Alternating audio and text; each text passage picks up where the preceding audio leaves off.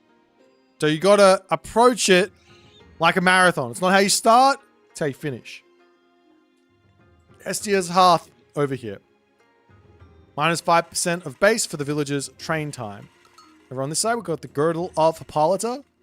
For some reason, I said that in an American accent. We got the hit points plus 10% there for the ranged soldiers. Up onto this top side, we have the Dwarven Horseshoes, which is plus 5% of the base there for the movement speed. And up here, we have Jade Hair, which is plus 5% move speed for the myth unit. Some very, very good relics. Now, the big question I've got is Recon going to play Bast here?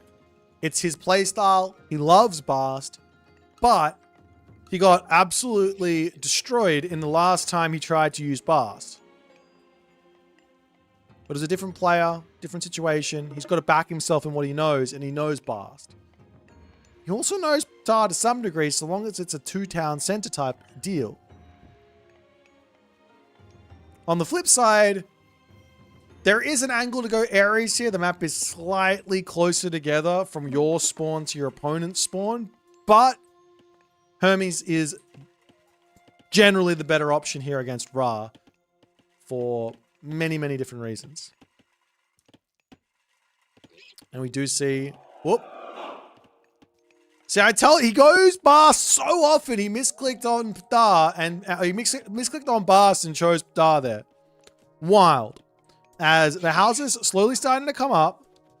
Now, one thing you can do here against the Centaur, early Centaur is... Oh, I love this Katoskopos here.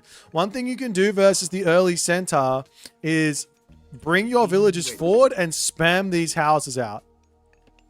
Nonetheless, the priest coming in. Looking to harass this. Doing as much pressure as he possibly can. Denying the houses from getting spammed up. This is going to be pretty brutal to deal with as Recon is pumping out priests here. This is the standard response to an early advance from Poseidon. See if he's going to be able to actually deal with all of this as the Centaur now starting to ride forward.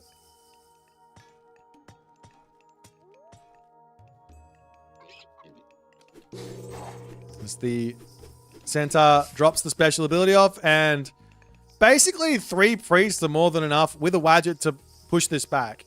Now, the question is, what is Recon going to do after this? Now, I'm going to expect he builds a whole bunch of spearmen, and then he moves for his second town center. On the side of grass, you almost don't even need to start building yourself any hippies. You can put the stable down and just call it a quits there, as this villager decided she wanted in on the action before saying, no, I'm not that type. I'm not built that way. Let's do something different. As the hero is going to start beating away onto this house, but the priests are there, and just taking free damage is not ideal.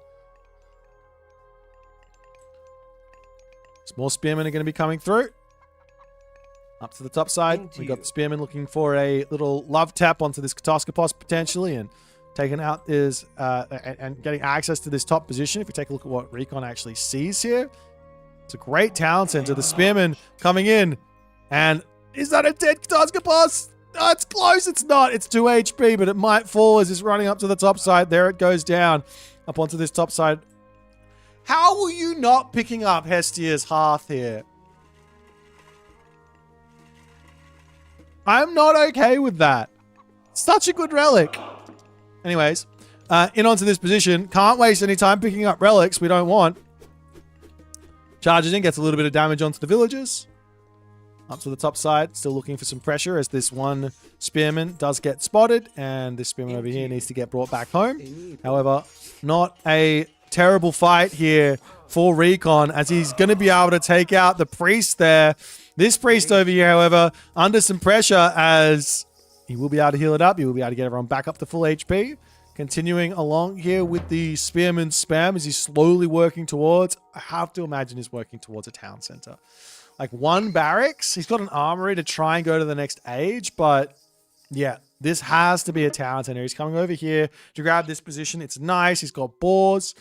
On the other side here, we're also going to see grass doing the same thing, going for this town center. A very, very stock standard opening from both players here. Now the question is,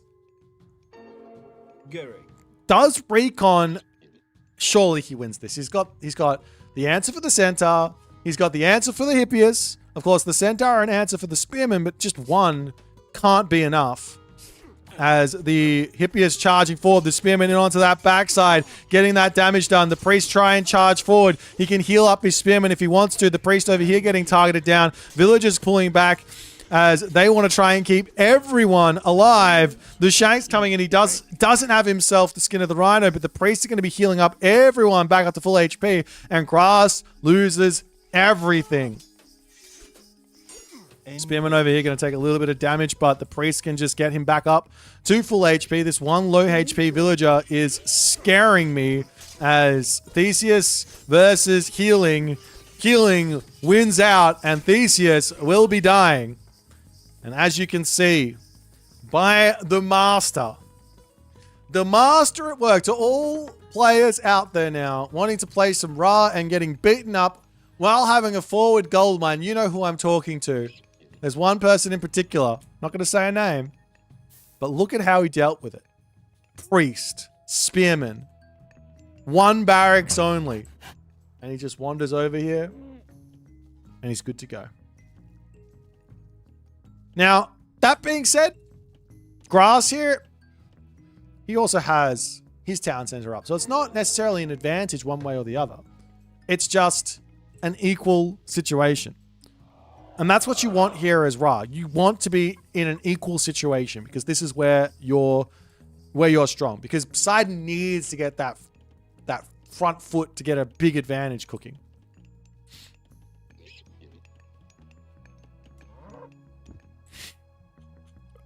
You guys have no idea who I'm talking about. I just like throwing stuff out there. It's fine. Nonetheless, the Recon scouting mission coming through. He will be able to see the town center and know exactly what he's coming up against. The one scary thing I think for Recon here is if potentially Grass went for somewhat of a fast heroic and then looks to slap a Migdol down, or not a Migdol, but a Fortress down or something like that. As the Spearman up to the top side. He's got to be careful here as Centaur are an amazing response to Spearman raids. And you can't really raid with Priests either. So you've got to be super careful with where you make those movements.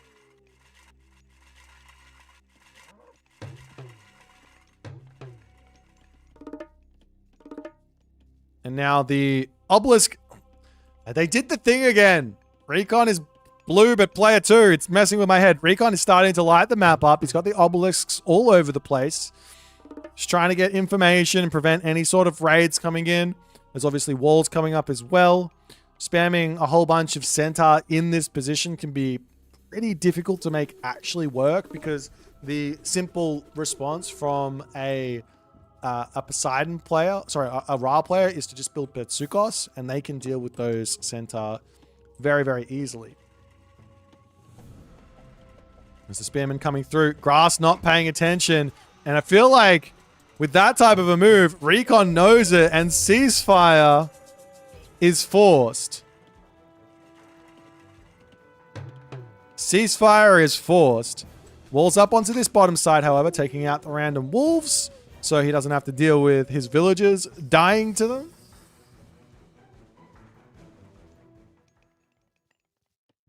Onto the backside, the Spearman coming through there. But like I said, this is not really a smart move as the Centaur can chase these guys down and just continuously get damage. Any amount of micro here is going to completely shut this type of raid down. And this can be one of those moments where you just lose everything. Look at the walls coming up.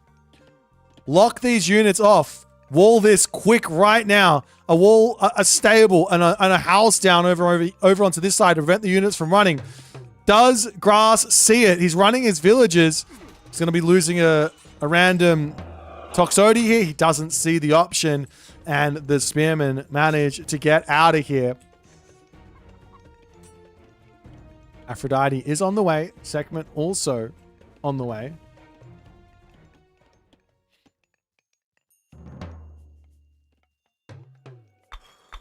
Walls coming up for Recon over here. As The segment. The recon about to hit. So from here, ingoing segment's an interesting choice. I don't know if I agree with the segment, actually. This is surprising. Maybe the plan is to go into slingers here. I don't like it, though. He's got 80 favor in the bank. Are you going to make scarabs in this matchup? No ceasefire, maybe. A scarab all in could be very, very strong. He's building them. He wants them. Maybe this is the idea.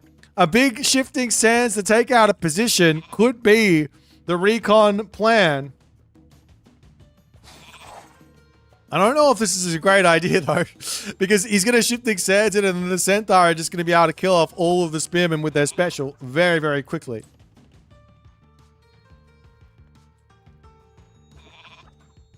Getting another scarab out.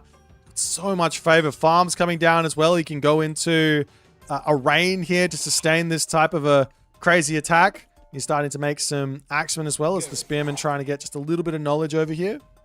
Do have the cheeky little fortress up onto this top side.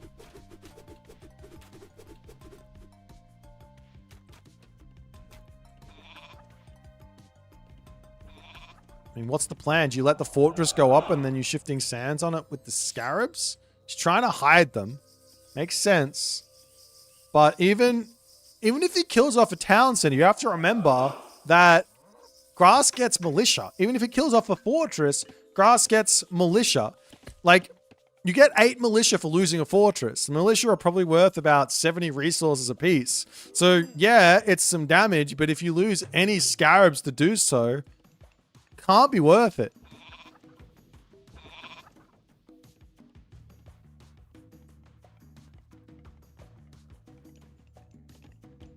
Meanwhile, up onto the top. Grass pushing through this side.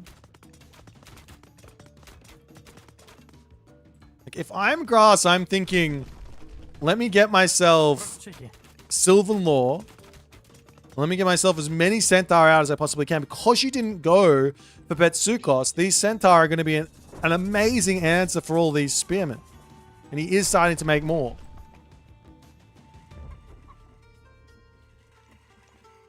Pegasus flying up onto this top side. Recon will get himself up his Migdol stronghold here. Should be nice for his gold, but Hippias is in to just check things out. Spearman coming forward. At any point, these scarabs are going to be able to get mass destruction in. Son of Osiris, or Osiris is coming in, which is going to be Son of Osiris as well. Villagers getting involved as the Centaur over onto this side. He could bring those Centaur back to deal with this while making a push with everything else. Does decide to drop a curse down, giving himself some pigs and hitting a lot of those units there.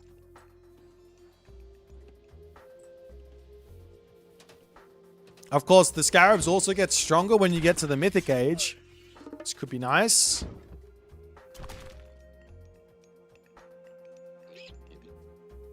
But Grass is... he's ready to just push. Of course, the Son of Osiris is going to be an answer for the Centaur, but you just can hide. You don't have to be close to the Son of Osiris with those Centaur. Just go elsewhere and attack something else.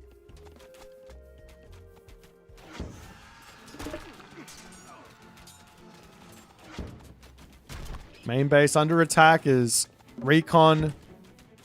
Well, he's not going Mythic Age in the Citadel Center, so he's safe if he end up losing it to Petropolis, but it's... I think it probably would have already been in if he got it in this Citadel rather than anything else. I guess he gets more villages for doing it this way, but still, Citadel Center under attack. Town Center over here getting grabbed. What is Recon's plan here as the Centaur coming in, the Scarabs coming around onto the backside here to help out on the fight, the Axemen fighting in, the Spearmen charging in onto every other side as Grass fighting underneath this Citadel Center. I can't see this going well for Grass. He's losing his every single centaur. His population is staying somewhat strong here, but the centaur aren't getting microed in the slightest as the Mythic Age does end up hitting here. Spearman coming around onto the side as the Citadel Centaur is at 300 HP. No empowerment from the Pharaoh though, as the Son of Osiris gets brought in and the Citadel Centaur does end up falling, but Recon gets so much value there and will immediately rebuild the town center. A wild attack from Grass, but he gets up the town center behind this. He has to somehow now deal with the Son of Osiris and everything else. He's making Hippias. He's making Hypaspist. Recon is going to push up here. He's got the Scarabs.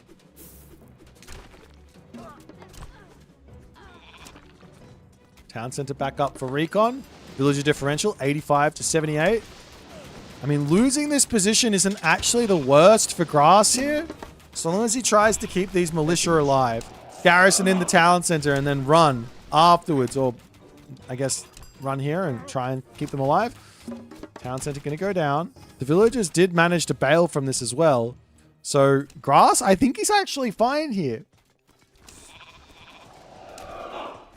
I think he's actually fine. The only thing that's scary is what is Recon's late game plan here with Osiris? He's gone Dar, Sekhmet, Osiris, which means he's got slightly better slingers, slightly better spearmen, slightly better axemen, and way better camel riders. Slightly better chariot archers, or nice chariot archers as well. The best type of chariot archers you can have with 21 range. But it's a mismatch of units.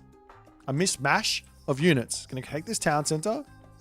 On the other side, Grass obviously did not go Dionysus, but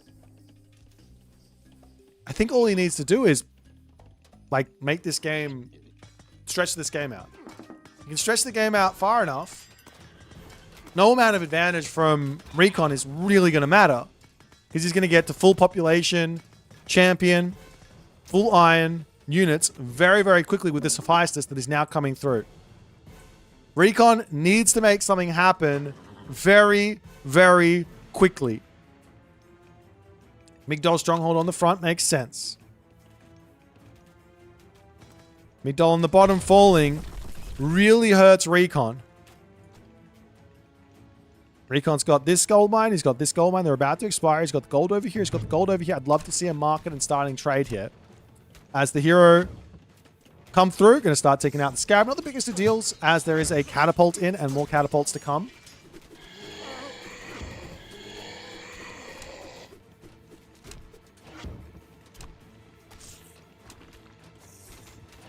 And Grass will grab the bottom town center. A shifting sands from Grass could be nice. Oh, not from Grass, from Recon could be nice to deny this. He sees it. He very much sees it. He's got the double obelisks as well, so he knows what's going on over there. And the shifting sands will end up coming in onto this bottom position to take out all of these villages. No ceasefire available. That's the hit back, I think, that Recon really does need. And to deny this town center means he can push over here and start grabbing it for himself. However, the fortress also going down, but that will be some militia and an amazing push here now available for Grass. But he's not really wanting to make this as he's going Hephaestus. But the army does have to pull back. There's not that many units over here. The units are so far away from the action. It was a massive raid for Recon, but he's getting hit back at the moment. Can he take out the Son of Osiris? Does Grass see it? Yes, he does. He needs to charge after it and get the surround, but he's not going for it. Just picking off the units for the time being. The blue units of Recon taking their time to get up there as we see Forge of Olympus coming through. Plenty Vault in. Grass hitting back at the moment. Champion Cavalry, Champion Infantry on the way. Migdol Stronghold going down. This game goes one way and immediately comes back the other. Recon's got more economy, more tech, more everything, but that's about to flip. Once these army upgrades come for Grass, Recon has some catching up to do. Fortress going to be getting through here as well, and Recon can't push. However, he is grabbing this town center. Grass needs to send some units down there, but he's not got the scouting. A Pegasus to come over. Potentially a Colossus to pop down on, and put it up to the top side. A Colossus down to the bottom would be enough to deny it indefinitely without any heroes to come up. As now some towers are starting to get moved in. More spearmen coming through here for Recon. As this Son of Osiris dealing so much damage. Grass is pushing before his iron comes online, which is not what you really want to be doing here. But you also don't want to give time to the Ra to get everything sorted out. His army just getting battered away because of quantity and also the quality of that Son of Osiris. But every time he takes these fights, Recon has to rebuild his units, keeping him off of those very important upgrades. But the big problem is this town center finishing. That's going to be tough. Now, Grass getting himself copper shields. Not copper shields, iron shields. Iron weapons as well. Now going to be on the way. As well as ballistics.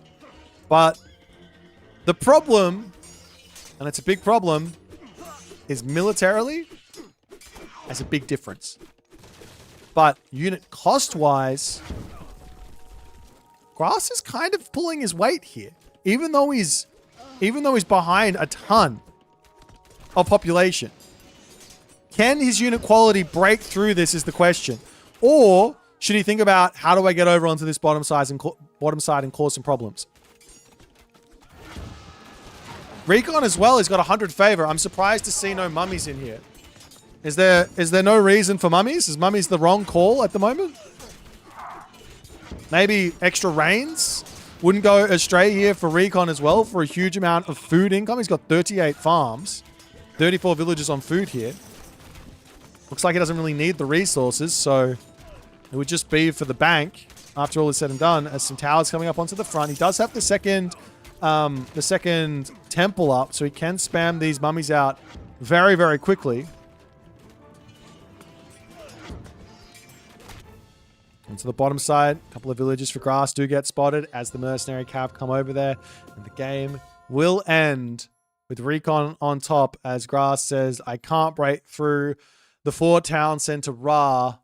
So he almost manages to make it work here. He almost manages to get through this Ra powerhouse of Recon with his Poseidon, but just not quite able to. I think if he denied this town center, if he sent the Colossus just down to the bottom, instead of up to the top where it wasn't really useful, just down to the bottom to take down the town center or prevent the town center from going up, all of a sudden, Grass is 190, 210 pop with full iron versus 235 pop Ra, which I think you can win, as Recon did not have his bronze weapons.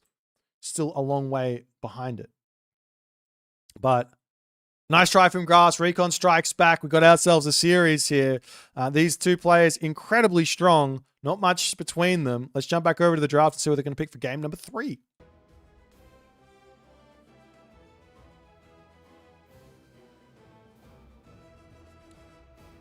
Looks like we're going in onto the map Hideout. And it's going to be a Thor versus Odin game, as Recon has shown yet again, he's practiced some Norse on this map, but Recon is not the Odin in this one. Grass is. The win there for the Ra. And we have a Thor Odin matchup on Hideout.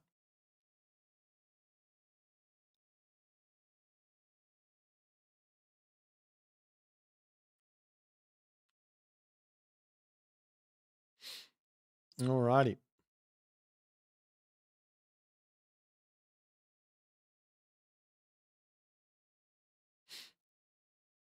So a pretty crazy map here.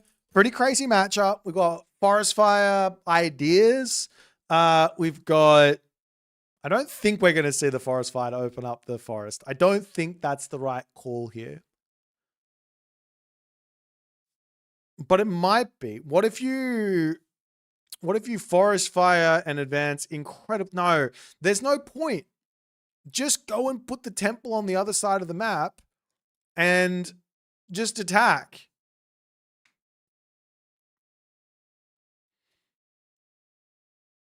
There's just no point. I'm sorry. I wish. Like, you're one away from bingo. You'll know transport ship. Transport ship. Bingo. We don't even have to get into it. Did I do it? I give someone else bingo? Oh dear. I need to fill up my water bottle. I'm out of water. But that's okay.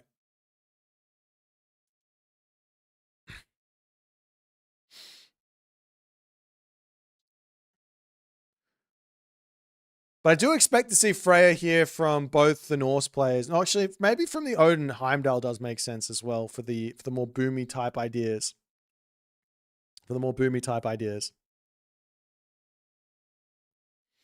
Now, Recon does have a 1 win in a Norse mirror, but it was Freyr, who was a little bit of a different beast than Odin, and he's Thor and not Odin, which is another different beast than anything else. I think part of the reason why Norse is quite good here is because Norse actually does have quite a nice late game, and mid-game forest fires or even late game forest fires to open the map up makes a lot of sense here against some of the other gods. Kind of.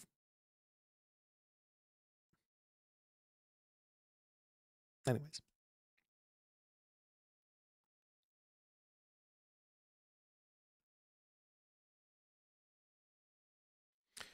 Hideout is our game number 3. I'm pretty excited to see this one, guys, because this is a map that we didn't get to see a huge amount in the tournament. So we saw it a couple of times, but we get to see it now.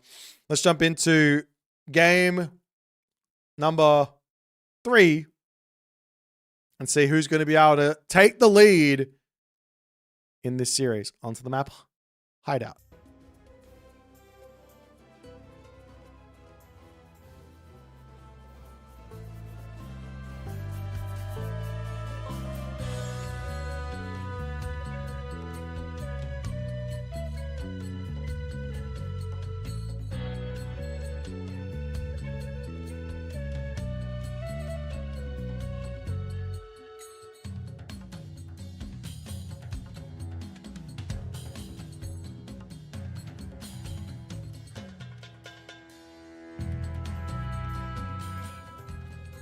And off we go. Off to the races in the left-hand corner of the map in the blue color, playing as Thor.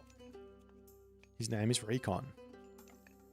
In the right-hand corner, playing as Odin. His name is Grass.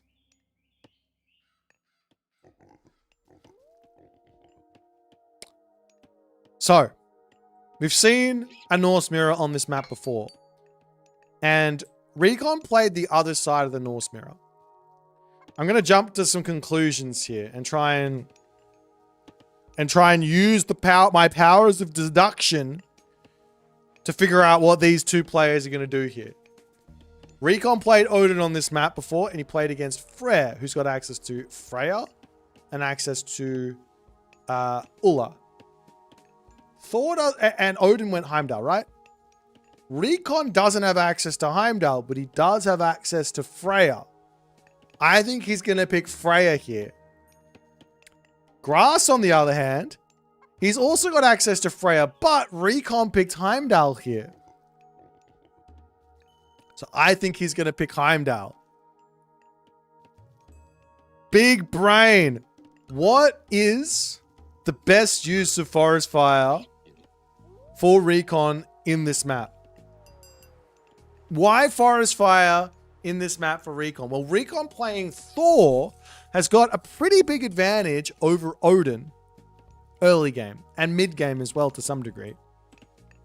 He's got the Dwarven Armory. With a Dwarven Armory comes a lot of advantage. You get yourself 1 to 4 early game dwarfs, depending on how greedy you want to go with it. And from there, you can find yourself some pretty big advantages. However, Odin does have the faster food gather rate with his bonus. You can see here at 0.99 food per second versus the 0.9 food per second. And you can find some early game advantages with that. However, if you're going to play Heimdall, those advantages don't really exist early game. Not really, at the very least. Meanwhile, we also see Recon playing incredibly defensive with his buildings because he knows there is potential here for Grass to just come over here, drop a temple, and play incredibly aggressively early on. So it completely takes away any sort of possibility of the Odin getting early game damage in. But Grass is just playing a stock standard advance, and I've nailed it. Let's go. I know some things. You can't say I don't know things because I do. I absolutely know everything. We got Heimdall and we got Freya. Now, I'm going to throw another curly out there. Forest Fire on this map, not for here. Not for here. But for over here, or over here, or over here, or over here. Opening up a pathway into the main base of your opponent that doesn't open up a pathway into your base.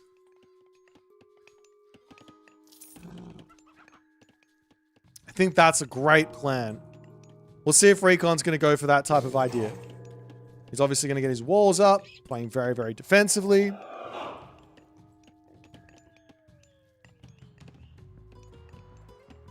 Raven's just flapping around, doing what it can do, as we've got the walls coming through here as well.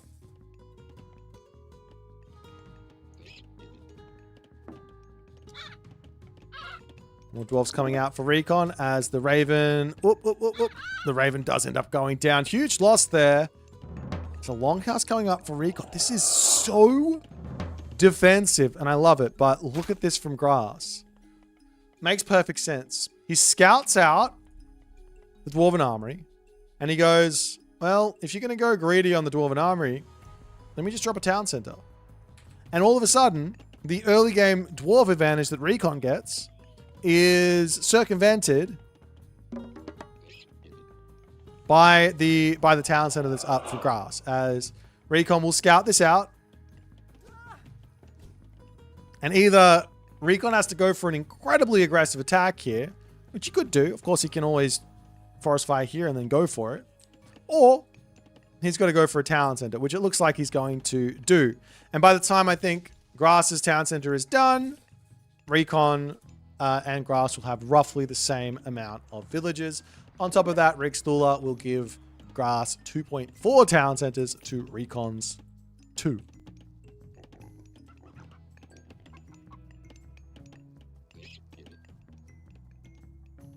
Now we got Hand Axe. We've also got Hammer of Thunder coming through for Recon.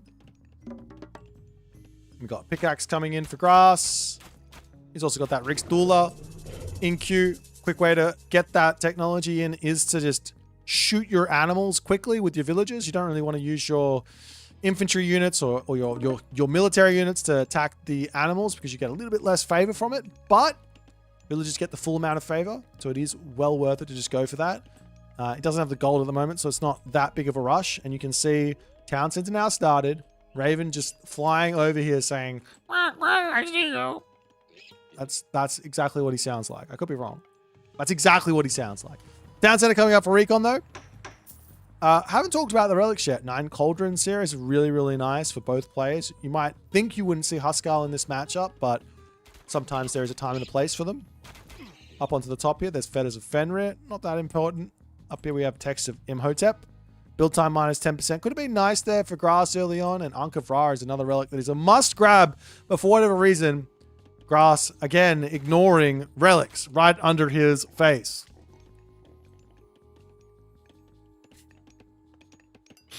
But now the Rickstula is in. Town center about to be finished. And we'll see the villager...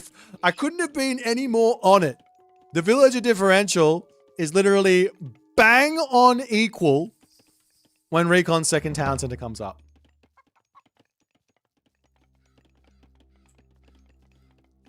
Great Hall coming up. Walls all over the place for Grass. And just an absolutely wild game. Now, the question here is, do you go for a late game here as Thor? Ever? Do you go for a late game as Odin? Who wins the late game? Because if we're just going to boom, is there like a random timing that you get? A timing advantage that you get from playing Odin? I'm going to go out there and say there's always the option to go Njord here for Odin, which gives you a massive advantage army-wise. And the only problem is it's a disadvantage economy-wise versus something like a Skadi. You can get some nice things there to deal with your shenanigans. Up onto this side, we do have ourselves the wall going up. Another Berserk going to come over here and say, excuse you, Recon. Get out of here.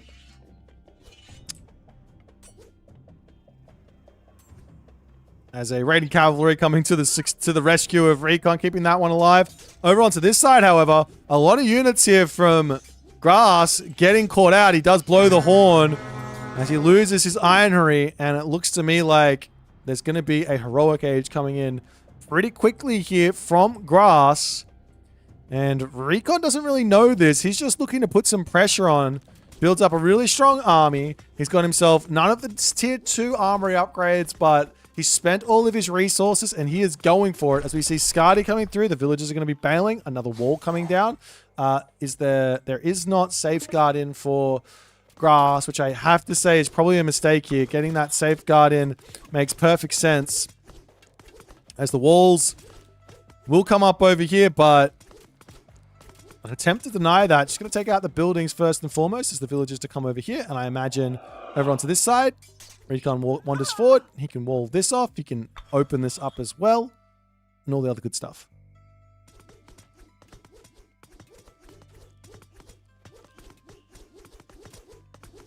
Meanwhile, more military buildings for Grass.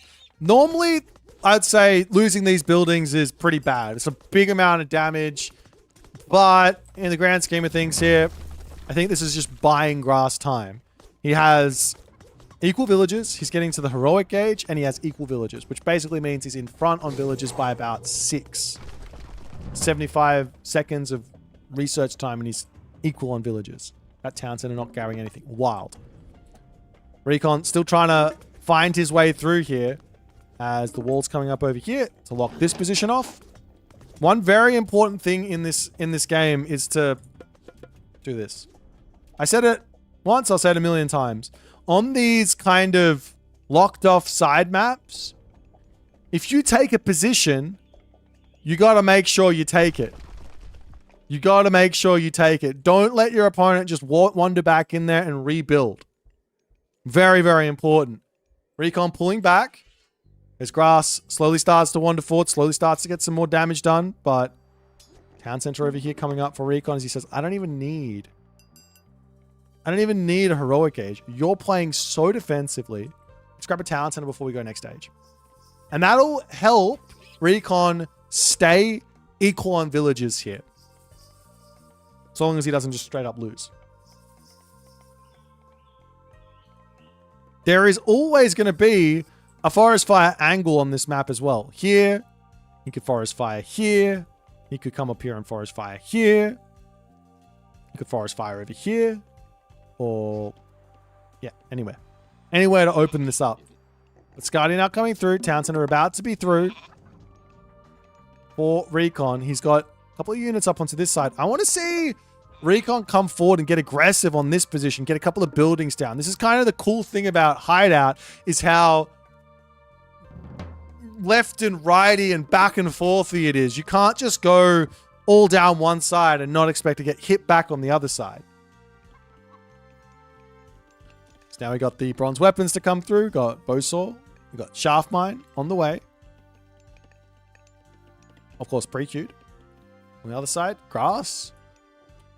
How fast can you get to Ragnarok? Very fast. He's already clicked up it. Is this a fast Ragnarok though? Is that an option? Does that work against Thor? Who's going Skadi? Who's got Frost? Who's got the Huntress Axe technology? Maybe you can get your access to Sons of Sleipnir, which makes your cavalry able to deal with those throwing axemen really, really well. And all the other good stuff.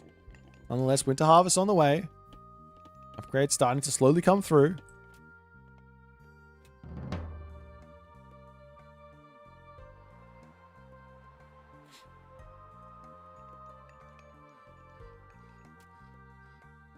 And recon to move up here.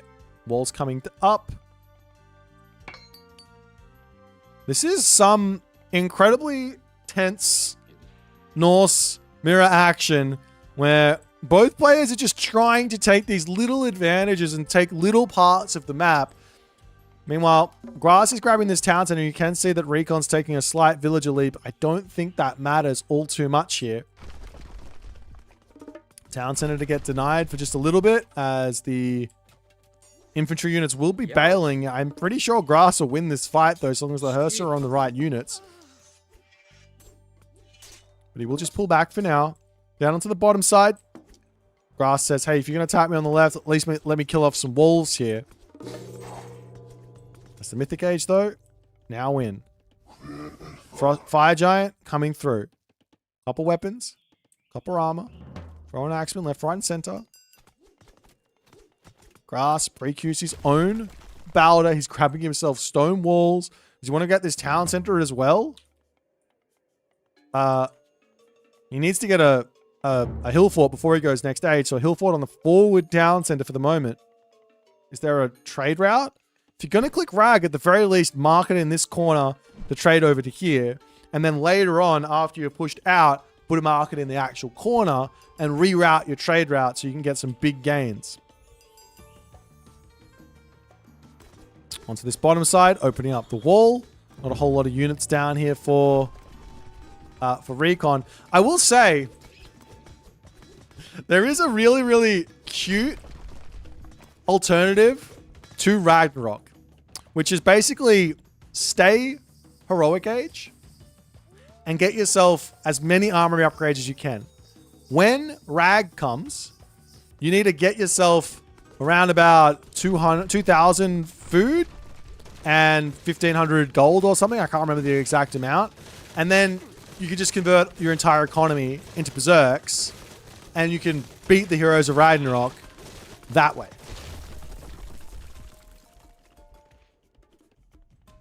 Town center on the top coming up as the villagers will need to start bailing. There's double layered walls over here. Town center is just going to get grabbed by Grass. Of course, he's probably just going to wait for 100 villagers before anything is going to actually come down here.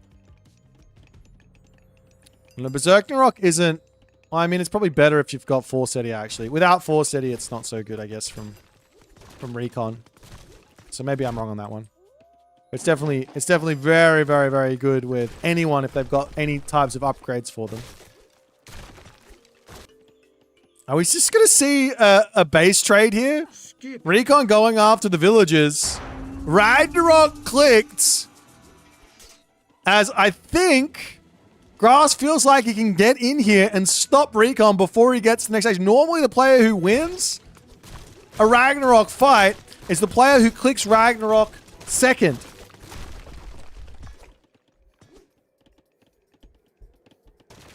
Villagers do need to stay alive. He does manage to pick off two. Wait, no he doesn't. He could have. He pulls back. Heroes of Ragnarok slowly starting to move around the map as the throw and axe and get up a wall over here. We will see the undermine there to allow the Heroes of Ragnarok through as Recon will pull back to his next wall. No problems. The villagers pulling. And now, Mythic Age in. And surely, you just click Ragnarok if you're Recon, but he feels like he can hold off. He lost his town center over here. He's trying to get as many resources as he can. Frost gets dropped down onto this position. Villagers coming up to try and grab as much gold as he possibly can. What is the game plan here for Recon? He feels like he can't click Rag. Of course, he could just Frost this army here, no problems. And there he goes on the Frost in his main base. Up onto the top base, however, he's getting targeted down over. He's losing villagers. And now he's forced to click Rag, and he's actually behind. He's lost his town center as well. All of this just to click Rag anyways, as his heroes are going to be pulling back. Absolute disaster for Recon. He's got himself 2,500 gold in the bank, though. So if he does end up winning, he's going to be able to get out all of the dwarves very, very quickly. He has to win this fight. He should be... Oh, he's over on this side. Forest Fire coming through there from Recon as the Heroes of Ragnarok will have to pull back. This fight is very winning for Recon. This fight over here, however, I'm not sure. It's fighting underneath a couple of watchtowers, but even so, it's basically just Rag Hero versus Rag Hero. This army up onto this top side is caught out. Fire Giants getting whacked by Rag Heroes is the only thing he can really hope for. He's got to take those out before he then regroups. Town Center to come back up for Recon. He's got 0 left. On the other side, Grass is already starting to train villagers. But Grass has got no resources, so it almost doesn't matter. More units falling over here as the Rag Heroes on this back going down. And Recon says, let's go after your main base. Huh? Just pull back and deal with this army. He's so far in front on resources in the bank for recuperating this position. He just has to deal with this army, which he's got the answers to it, but he charges in with half of his army and he's losing even more. Throwing Axeman coming in. Good pullback from Grass. I mean, this game is so obscenely close right now. And the main problem here for Recon is he's got no population. He's lost all of his buildings. All of his houses dying. This portal ram cleaning everything up. Up onto the top, however, the town center will go down. He does not have himself burning pitch. So it's just going to be a regular amount of damage here as the units do pop out, trying to pick off as much stuff as he possibly can. Throw in Axeman, decide it's time to start taking out the Rag Heroes. Lots and lots of Rag Heroes falling here as Grass pulling back. There's going to be a frost for both players available soon as well. The town center grab from Recon, though.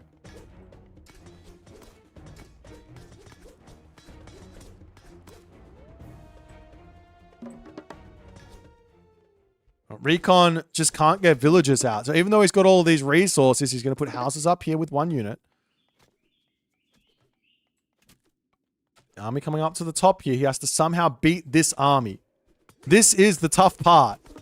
They're going to go after the town center. It's all about micro right now for this top fight. If Recon can win this fight, he's got a chance in this game. A market coming up for Recon. I don't think there's enough units.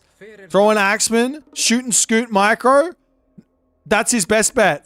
Comes in, 1 unit taken out. Shoot and scooting to the best of his ability. The other units pulling back. Grass, he's feeling like he's got a very, very small amount of time. The shoot and scoot has stopped here as the Rag Heroes of Recon now going down. Somehow, some way, Grass is managing to convert this Ragnarok. There's no buildings left on the map here for Recon. He's shooting, scooting to the best of his ability, but Grass is doing the same straight back to him. He doesn't have enough stuff. Okay, hear me out. Temple? He resigns?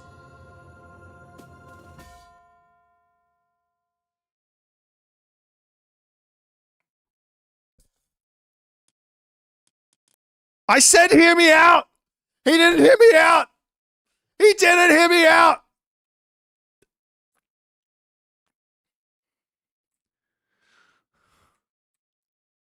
Temple and now Fire Giants for Recon. And guess what? He wins the game. And guess what? He wins the game. Of course, he doesn't know that. He doesn't know that it's 1 villager versus 2 villagers, and he's got 2k resources in the bank, and he can just make Fire Giants and win. He doesn't know that. We know it. Grass gets away with it. Grass gets away with it. 2-1 for Grass. He strikes back. He takes the lead back from Recon.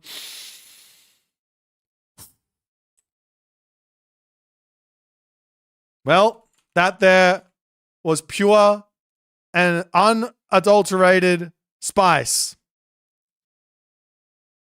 Our next map is going to be Dry Arabia. Let's check it out.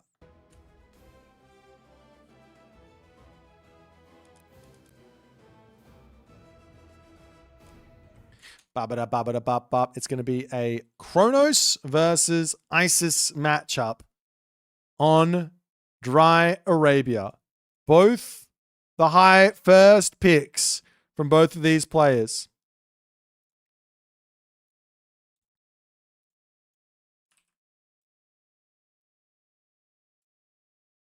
Well, ladies and gentlemen, you wanted some good games here, and these players are delivering.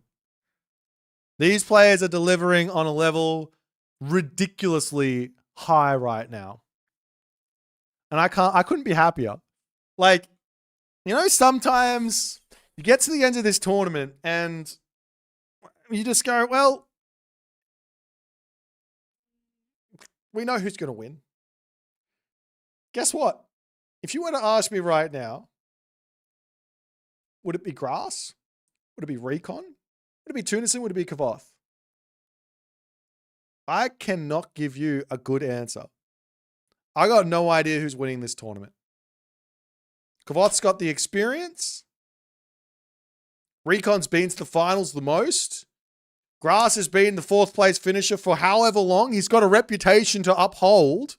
Can he break it? Tunison as well, no experience this far into a tournament. This is his first, I think, finals ever.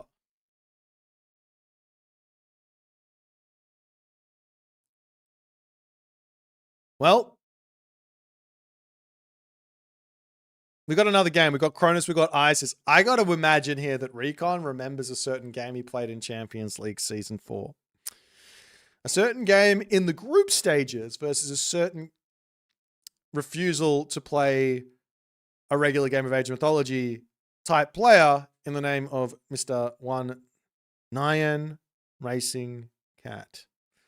I expect to see a Kronos rush here from Recon. I expect to see Leto from Recon. And I expect to see Grass playing a very, very specific defense.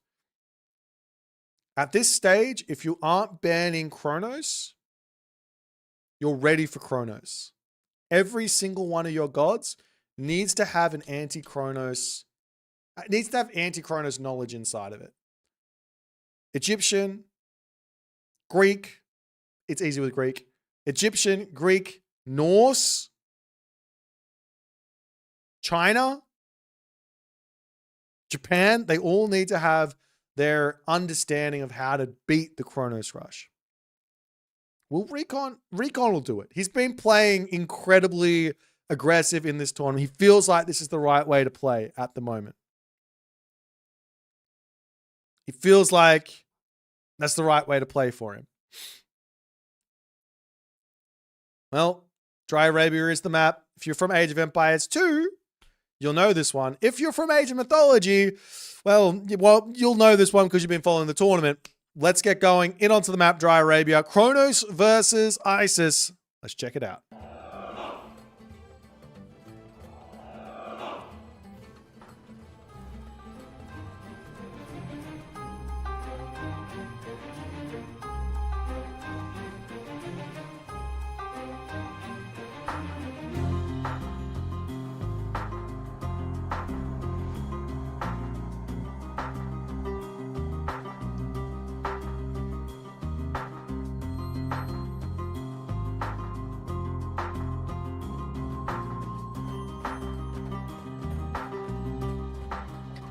And off we go into the fourth game here in the left-hand corner of the map, playing as Isis. It is Grass. Currently up 2-1 as Recon. Yet again, falling behind in the series. We've not seen him put a villager onto wood yet. 3 villagers, 3 citizens on gold, 1 on Sorry, 3 on food, 1 on gold does indicate the Chronos Rush. You don't have to go for it, but it does indicate it. Now, let me throw a completely different idea out here for Chronos on this map, in this matchup. Completely different idea, very, very strong. Immediate 2 citizens onto the gold, everyone else onto food, and we just start going for early oracles. Really, really powerful versus Egyptian because their priests aren't amazing versus automaton. They're doing divine damage. Automaton's weakness is the hack armor. So they've got actually quite a large HP pool and very, very cheap.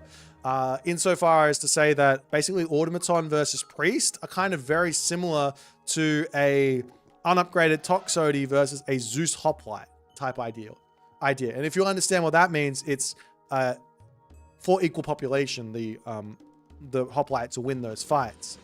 But that's not what we're going to see. We're not seeing Leto. We're seeing Prometheus. We are seeing the temple coming in. It's going down onto the bottom side.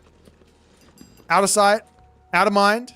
In this one black area around the base of grass. He's tried to find it with the obelisks. Not able to do so. If he does spot it, he's got all the time in the world to walk over here and shank it down and kill it. And then he can just pop over onto the elephant and eat it there.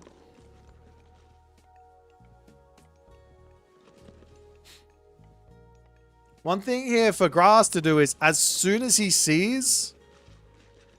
Actually, I don't even know if he can do this. He needs to drag this elephant in and under his town center very, very quickly. He hasn't even started a temple yet. Of course, he's got himself the monument to the villagers here, so he can put the temple in underneath his main base. And that's exactly what he's going to be doing. As the Grass obelisk comes in, he sees the oracle, still hasn't spotted the temple. Perfect positioning from Recon.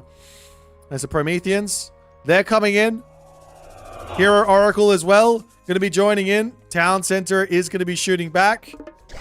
The villager will dive into the tower onto the bottom side. Temple is now up. Villagers over here will have to bail. You don't want to lose anything. Just keep on grabbing resources. Grab pigs. You don't have to come over onto the hunt. Grab pigs and all the other good stuff. Healing up the villagers for the time being here. This is playing with absolute fire as he turns, takes the fight. What is he doing? Huh? He drops a villager there. More villagers coming in to try and shank this all down. Obviously, healing up with the villagers is an idea, but this is not ideal for Grass. He wants the gold to get out another priest. This is incredibly terrifying. Terma now going to start coming in. Terma now coming in. We see some houses attempting to come through here. The Anubis is so far away. And the other thing here is Grass has the resources to get himself... Is he going to lose another villager? He loses another one. Absolute disaster for Grass. Over onto this side, does pull back into the town center there. He's short 2 gold to get himself his watchtowers. However, is he even going to... Surely he gets watchtowers, right? Surely.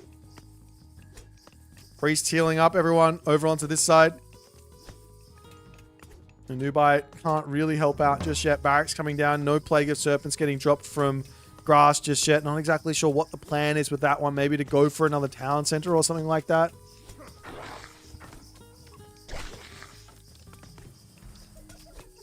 As the Prometheans, Catapulties.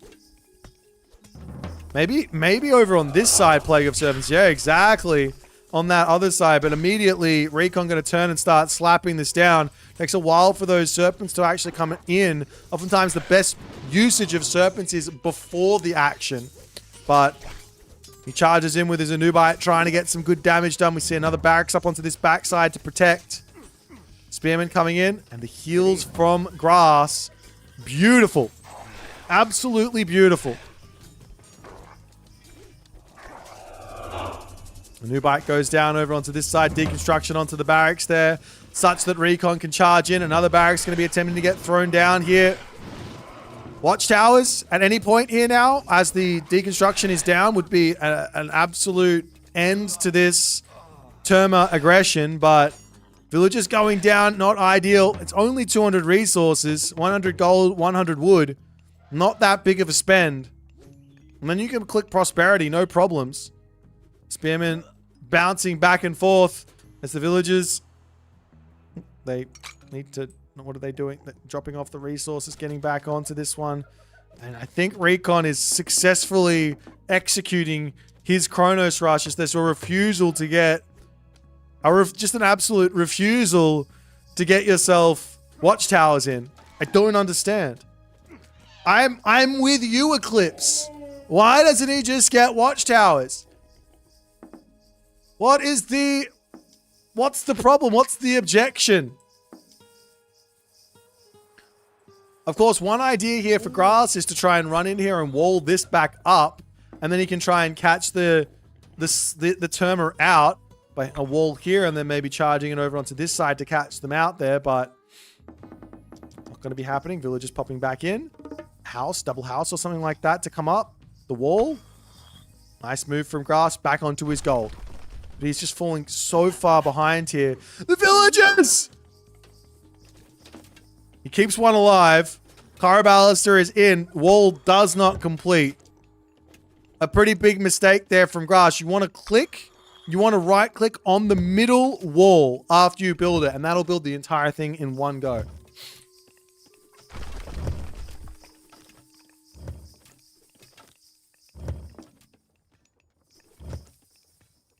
Now this isn't AOM Vils being silly. That was the Vils behaving as normal. That was on Grass. I'm gonna go ahead and say that was on Grass.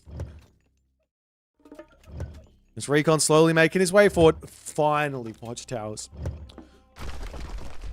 Watchtowers are in. Let's go. All right, and Recon sees the Spearman charging forward. You don't actually need now to charge in. You just have to force the Terma to be thinking about you. Promethean coming in to try and take out the tower. Priest is in there to try and deal with that one. Damage onto the Spearman as it dies as soon as it pops out here. And you guys might be like, oh, he got the tower up and Recon doesn't care. Yeah, but he got it now. He could have got it immediately. Immediately. And then this would have been well and truly shut down. I'm not even going to say it wouldn't have been. It would have been well and truly shut down. He probably would have been a tiny bit behind instead of very far behind, but he would have been okay to continue. Priest goes down. Another counter barracks either coming in or leaving. I don't know what. Going after villagers over here. One very low HP villager will get sniped. Tower will finally go down. Or not finally. Will eventually go down on that other side. See a house coming up on this left side from Grass. He's just losing units left, right, and center. He's getting himself some wood on the top to start making some slingers. And now Recon backs off. He's still spamming units though, so there's no town center behind this. Wall coming up. Does manage to prevent the village. Oh, villager down to 4 HP. Wall gets broken down, and Recon can pop back in. One idea here from Recon, actually, is get his own towers. And then time shift his tower in here.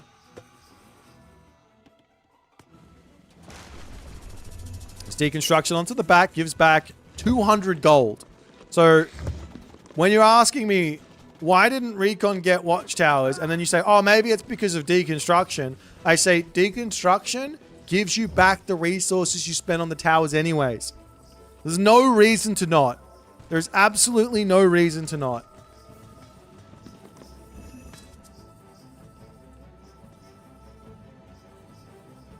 Grass pulling back.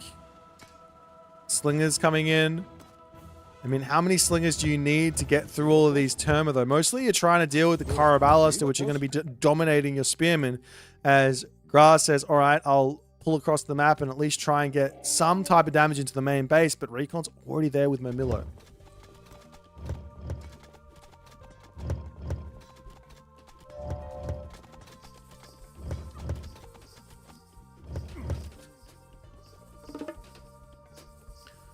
Who wins? Slingers or Terma? So it's basically equal. it's basically equal. But there's 23 Terma. And there's 8 Slingers. So the Terma win. Onto this side, the Murmillo. Trying to distract and knock off, but in doing this, this allows Grass to now pull back and try and do some stuff. We do see the watchtowers coming through for Recon now, and he can start time-shifting towers across. A tower here, for example, would be brutal onto this gold mine. The villagers are going to wander into the middle of the map, though, for a sneaky gold mine. Grass is doing everything in his power to fight his way through this game.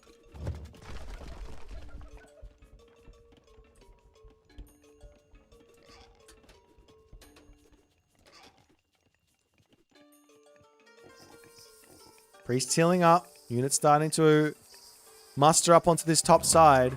Grass has got himself 3 barracks for the moment. He does get scouted here as the Murmillo are going to come through. And immediately the villagers will relocate. Potentially back to the main gold mine. Because if the army leaves, wall back up. Back onto this gold mine. And we continue along here. But the more Grass walks around the map, the more he doesn't gather resources, the further in front Recon has to be getting. And Recon's got a really big power play coming if he chooses to go that way, which is Heroic Age, which is Chaos, which is Satyr, or he can go for the more brutal play and go for Rhea, as, I mean, Grass here is attempting to get to the Heroic Age himself, and he does go for Nephthys.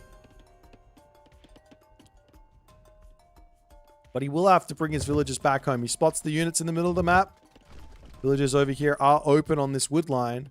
But to some degree, Grass doesn't need this wood anymore. He can pull back into the goats, dropping prosperity on this gold mine here to get as much gold, or to just mine the entirety of the gold mine out, is wild. That's absolutely wild. In getting to the Heroic Age, he doesn't really unlock the Migdol because there is a 20 favor deconstruction available. There's the army charging in over here. Spearmen or slingers doing what they can to hold on. These villagers will have to make a break for it here. He tries to get as much out of this gold mine as he possibly can. We see Rhea on the way. Pharaoh getting damage done. Spearman charging forward a little bit too early. He wants the Ancestors. Ancestors is going to be huge here for Grass, or at least it should be, as he's going to be moving forward.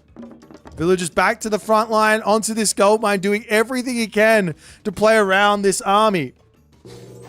It's 32 villagers to 54, though. Grass dropping a Migdol. He's got to drop also a monument. He's putting up the monument to the soldiers. Got to get that monument up first, actually, here. But does this matter? There's going to be 2 behemoths coming. There's going to be 2 behemoths. The Scorpion Man as well. Got to keep him underneath the monument to the soldiers so it doesn't get stolen. Here are Murmillos all coming through over here. Villagers on this wood line getting targeted down. Can Grass fight through it? Is the big question.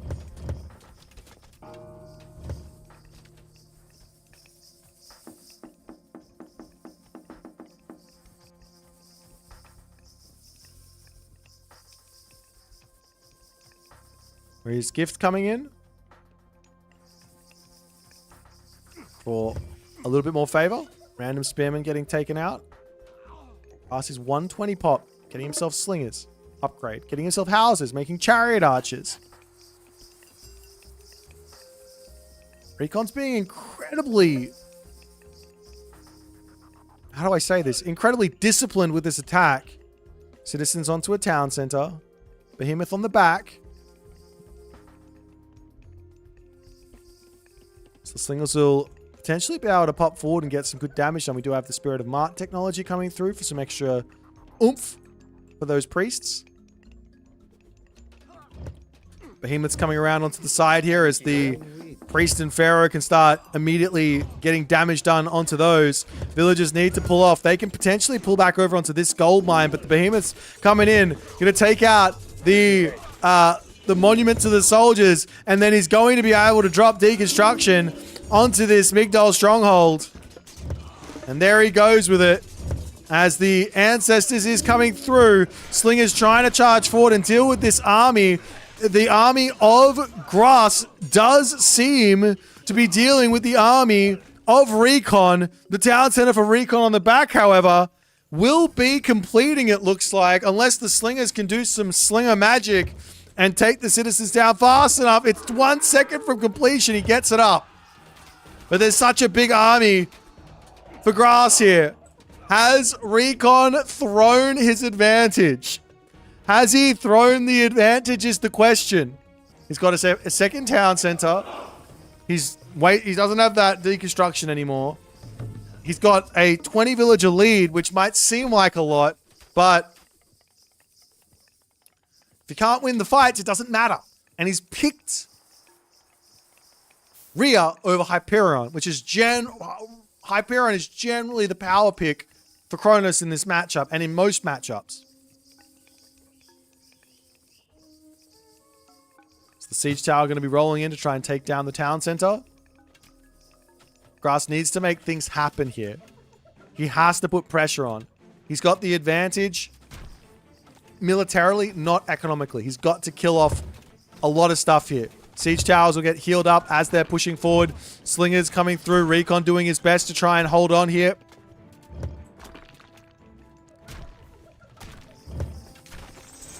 Scorpion Man gets traded as it steps outside of that. Well, there is no monument here.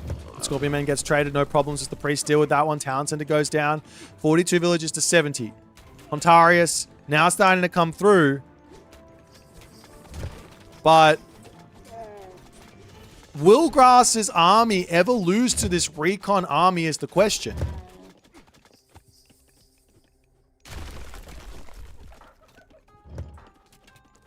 Grass moving forward. Mamula's trying to take out these siege towers. One does end up falling. That's brutal. But the Slingers, Spearman, Chariot Archer, getting some huge damage down. Those Terma need to be attacking the Chariot Archers on the back or the Slingers in the middle. But Grass is microing incredibly here to take out that backline. It's 4.1k to 3.8k. However, it's looking like maybe, just maybe, Recon might be breaking through this. He's got the reinforcements, which is the big key thing here. Grass does not. Pulling back to his Migdol stronghold to try and hold on. Deconstruction is up in 14 seconds. Recon can pull back, regroup, and charge in momentarily. Town center coming up on the left side for Recon to get a population advantage. You can look to grab this one. He's putting a palace up over onto this side. I'd love to see some destroyers start to come through.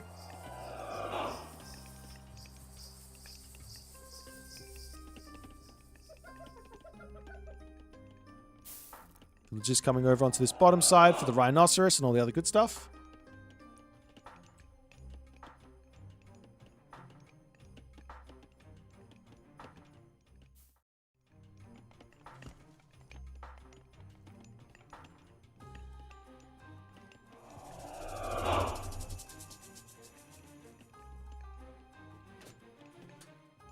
Down center over here.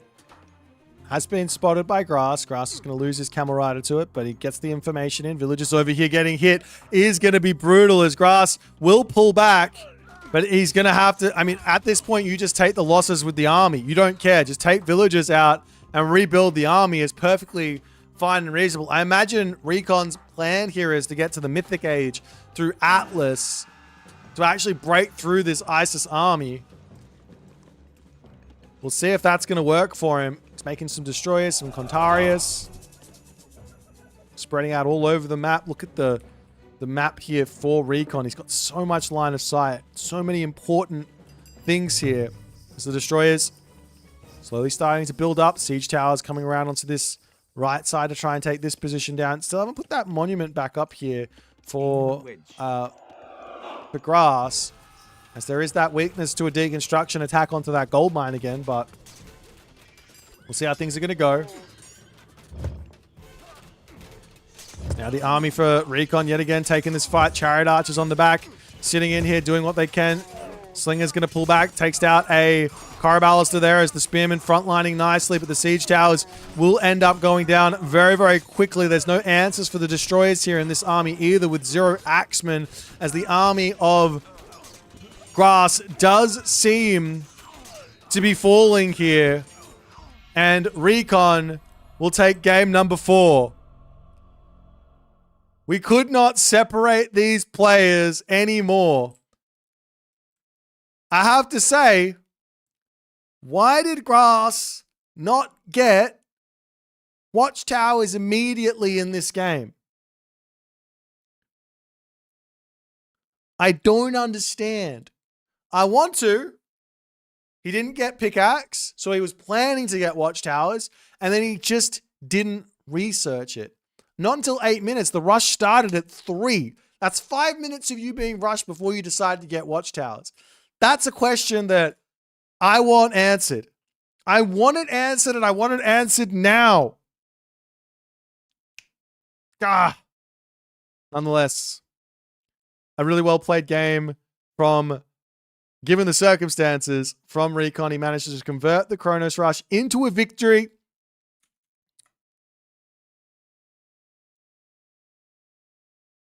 And we will see what's going to happen next, as we are going to be going in onto the map Frozen Wastes here, ladies and gentlemen. Frozen Wastes. Let's check it out. Drafting. Let's see what they're going to pick.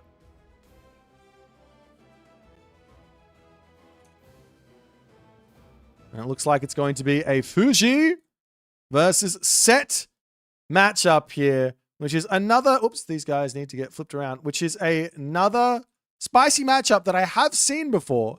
We saw this... I think we saw this Rappel versus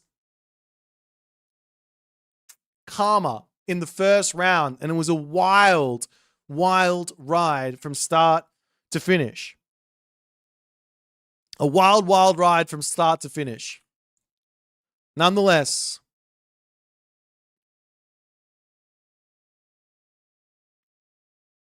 we got ourselves the slightest of delays before we jump into the next game.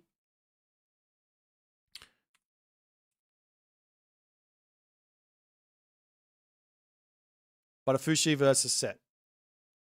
What are the pitfalls here for both of these players? Of course, the Set very powerful here. We've seen Grass do some very nice Scarab timings. I think if Recon decides to opt into a very boomy 2 town center defensive play, I think you've got somewhat of an advantage here as Set doing the same. But you're going for a timing attack in the Heroic Age. Don't go for the Mythic Age, because that's where you give enough time over to the China to get to the Mythic Age themselves, in which case they unlock the Tiger Calf, in which case they unlock the Watchman Bucket, the Qinglong, and they're going to be in a good spot there. But what is a better idea is you basically 2 TC for like 2 Migdols, and then you just make a whole bunch of Chariot Archers and then a whole bunch of War Elephant, and you kind of just go. Of course, there's options on this map, nice and open, to go and raid with White Horse Cavalry, sit it out in the Heroic Age and try and make things happen. But this is going to be a really, really spicy one, and it's going to show a lot about basically China versus Egyptian in general. So if you guys are wondering how you play these matchups and all that other good stuff, there's no other better place to sort of figure it out here, unless we see a random cheese, which we might see. It could be possible that we might see a random cheese. I don't know. You never know. You absolutely never know.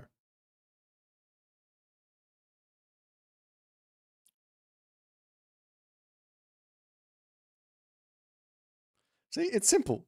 It's simple. I actually think I need to delete that other scene. Anyways. We got ourselves 1 minute and 30 seconds of waiting before the next crazy matchup comes. If you guys are enjoying this tournament, if you just come in and you're new and you're just like, what's going on? Why is Age of Mythology got so many viewers? It's because Age of Mythology is an amazing game and you guys should be playing it. It's really fun. If you haven't picked up Age of Mythology, consider buying it. The campaign's amazing. Competitive scene is amazing. And all the other good stuff. Yeah? You guys agree? Surely! Surely!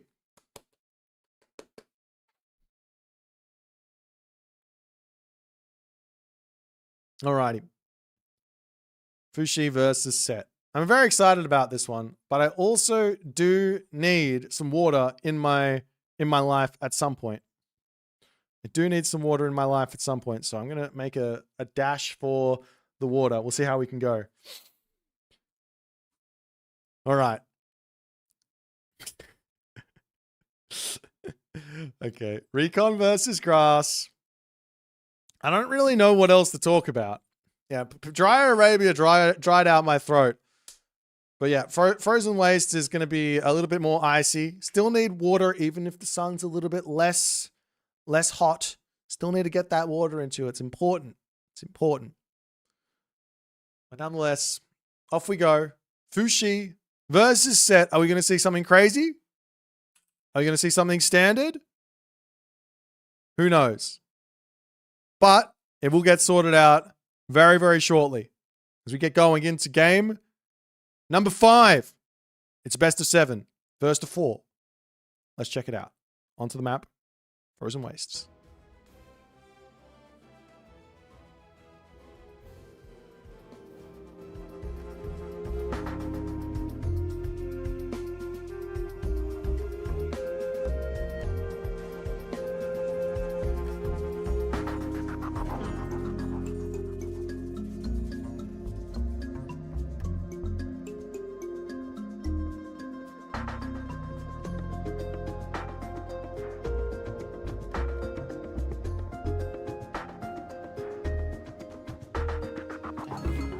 And off we go into game number 5. We've seen some crazy games, crazy aggressive games. We've seen some crazy defensive games.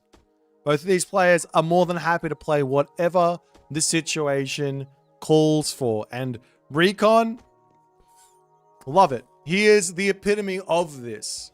For the longest time, I believe he had a reputation to be a very defensive player. And he said, guys, you're painting a picture for me that I don't believe is the case. He's told me that a million times. And I agree with him. He's Chronos rushed. He played a defensive game with Thor. He did it all. He's done it all this series. He played an aggressive game with Uranos. He played a defensive game with Ra. It's all been there. The whole style is there for him. He does whatever he can. Grass, on the other hand, a very similar approach. These guys are doing what is needed for them to win their games. They're doing what is needed to win their games. We got a question in chat about the drafting system. So basically, both players draft a god pool of 8 gods for this best of 7. So best of X plus 1. And then they can pick each one of those gods once throughout the series. They pick their gods blind, and then they jump into the game. Very simple. But nonetheless, we're seeing the ums coming through from our Set god here he is Set. Actually, what is he umming? Over here. So Set does have the ability to convert animals onto his side, so he can bring them back to his home to eat or use them in his army to fight. Whatever he does so choose there. We take a quick look at the actual map. It is surrounded by ice, so there's a lot of opportunities for raids here.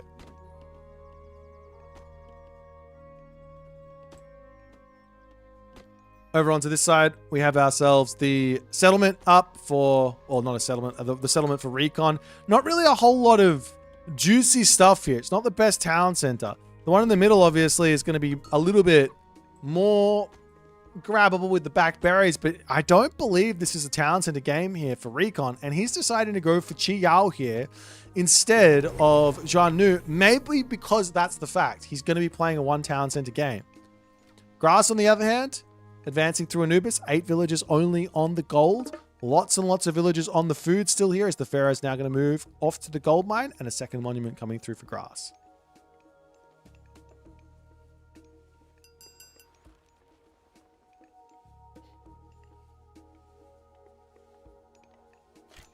As these pioneers now starting to make their way across the map, looking for some early game harassment onto this Ford gold mine. Grass is playing with fire by not building these houses in a more appropriate manner. This villager going to be going down. He will have to pull it back, but as he runs away, as she runs away, she's going to get back up to some more appropriate amount of HP. No problems here. Just a little bit of harassment. Should not lose anything here as the hero is popping out, and a barracks will get dropped down over here. Continuously pulling these villagers back, healing them up.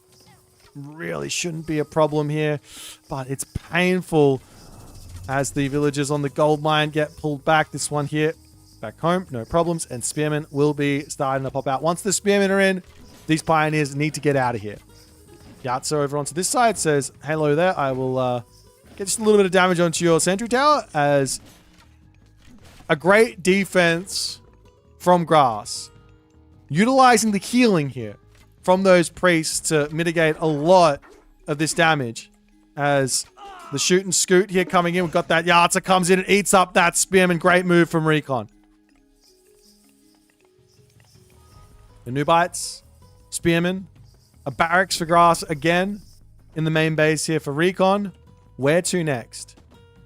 He's dropping an Imperial Academy, still not committing to a classical fight. But here's the problem for Recon. If he wants to go for a town center here and he gets caught, it's going to be brutal. I don't believe he can get one up at the moment. Spearmen, there's enough spearmen, there's enough power from grass to make this work. In fact, I wouldn't even mind seeing like a Plague of Serpents getting dropped down preemptively here on top of one of these town centers, so he doesn't have to worry about it. Maybe in the middle. There's more units coming through. The Nubites swinging up to the right side. Yards are going to be searching around onto the bottom, maybe sneaking into the main base to get some more damage in. This could be a fast heroic to some degree from Recon, but I mean, his resources just look so town center-ish that don't know what he's going for, because I don't think he can get a town center completed unless he goes for a village center somewhere. Middle of the map here, and a pioneer does get spotted. That one might go down, as we do have a machine workshop finally coming through here for Recon. He sees all of these spearmen and realizes, oh, I better deal with this. Watchtowers comes through. Pioneer ends up falling over onto this side.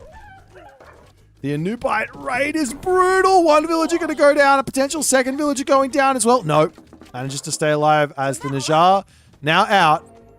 And Recon, I swear he saw these spearmen getting built. I don't understand why it took him so long to react to this. Up to the top side, we see the Yahtzees coming through, trying to deal with these bad boys here. Priest will be over here to put a little bit of a kink in their step.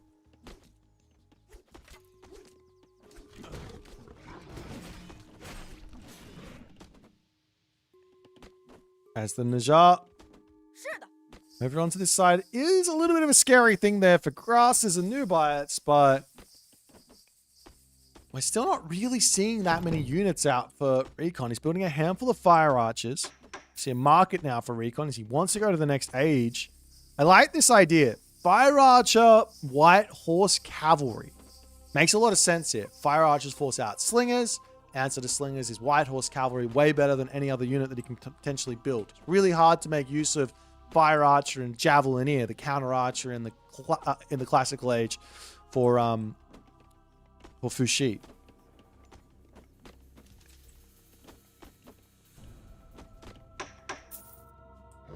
Now Yatsa around to the side, looking for any amount of damage. These villagers here might get over here as the army will pop back in onto this spot. The Anubites checking out this position. The heroes are already in position to defend. And Recon misses this attack, but that's not where he's going. He's going right down to the bottom, and he does get spotted. Oop, does he get spotted? He stays out of line of sight. You can go onto the bottom, sneak around here into the main base. There's not really a whole lot of good places to attack in that main base, apart from the gold mine, however. As the Najjar wandering through the middle of the map, trying to sneak in here. And Recon says, you know what? I'm terrified. Let me pull back. Comes over here. He sees the villagers on this spot. Any attempt at killing a villager? No. Gets the damage. Villagers pull back. And the Anubites are on the prowl here, they say. Get back here. But he should be okay as now Gormang is pre-queued. But Nephthys is already on the way. This is such a tense game. Why are all these games so tense? Can't they just play a nice, cool, calm, collected, just stock standard game with like nothing too risky going on? Both players going heroic age.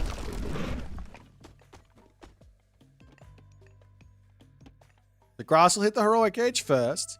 He'll be able to drop a potential Migdol over here or something, no problems. He can walk forward and put a Migdol here if he really wants to. I don't think it really achieves a huge amount other than immediate pressure. There's gold mines on the right side for Recon to go to. And I imagine Recon is just going to drop a ballet here himself. Doesn't look to be any significant advantage either way in this game. One thing that Recon's not really doing is he's not really overdoing it on Kwafu. He's got 5. He's got 31 favor in the bank. And oftentimes saving this favor for unique technologies and then later in the game myth units is really, really important in this matchup.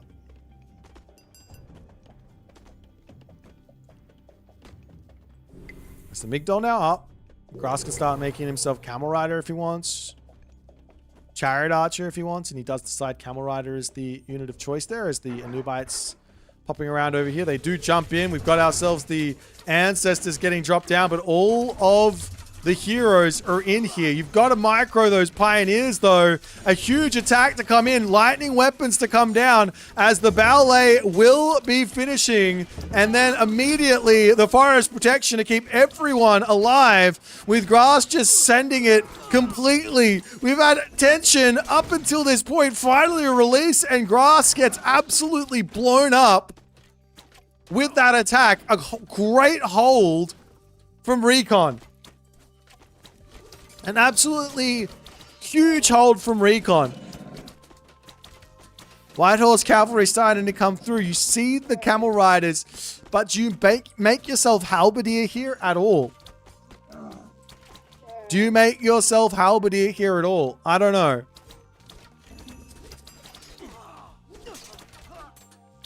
Couple of spearmen ending up falling as the front line kind of dead here, but there's going to be some reinforcements coming in as Grass sees that and he will pull back. A massive moment there for Recon. He is now completely in the driver's seat in this game.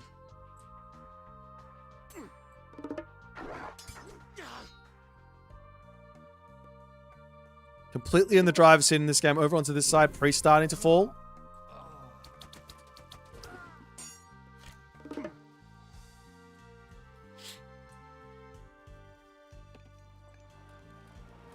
Sky Lanterns coming in as well for Recon as he wants to see everything. He's missing his favorite technology. This technology here for China allows these Sky Lanterns to stay alive for a very long time. It's up onto this side. The Migdol Stronghold is placed, but it's not getting built. It's placed, but not getting built. And Grass goes, oh, whoops, delete, run, no problems. Up onto the top side, we do see the Najjar raid coming in, snipes the Pharaoh. The teenager has the mission and does manage to deal with it there as he will have to pull out, but he gets the mission accomplished. Turns around, he'll be able to take out that Camel Rider as well. There's a couple more Camel Riders to join in. But surely Recon can just push up to the top side here and just deal with this now, no? Without question, I feel like that's the case here. As we've got the heavy cavalry, heavy Camel Riders to come through for Grass.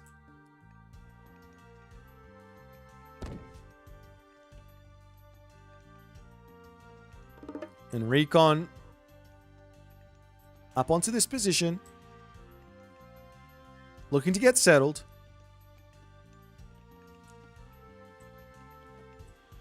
Over here we do have the raid coming in as the Peach Blossom Spring is getting grabbed, but where is he running? He pulls everyone. He pulls the wrong way. He does lose one villager, but into the tower, no problems.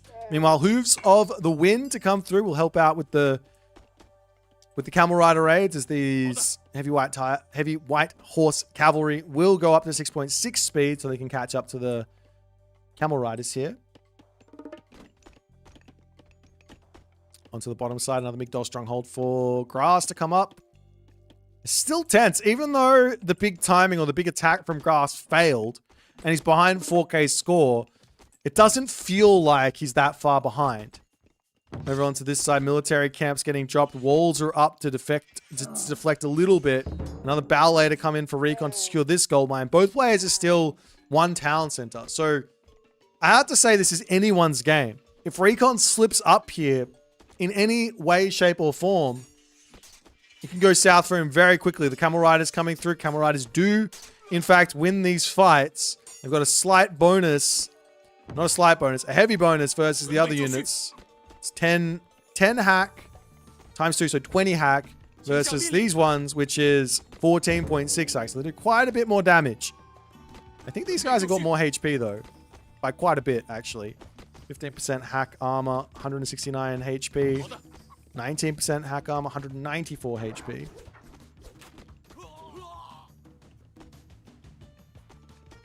There's now Gong Gong, going to be coming through.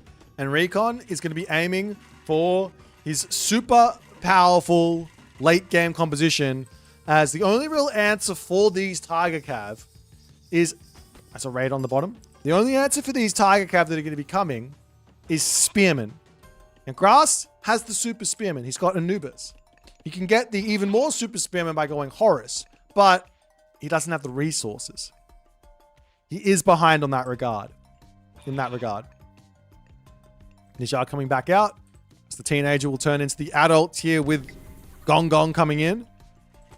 There's no access to any crazy shifting sands plays to try and take out the town center. No Ptar. Walls are coming up all around on this side, but there's still the simple entrance over here. There's no attempt to really block that off with a building or anything. Chuck that up there or something like that is a perfectly valid response. Meanwhile, Recon says, let me just go all the way around the outside of the map, and we'll look to hit you somewhere. I don't know where, but we're looking to hit you. Does Recon have an idea here to attack? Maybe this Migdol? I don't know. Camel Riders coming around onto the side. All the units sitting behind the Migdol strong are the ballet for the time being. Units in the center of the map to protect these villages on the hunt, as the White Horse Cavalry do spot this.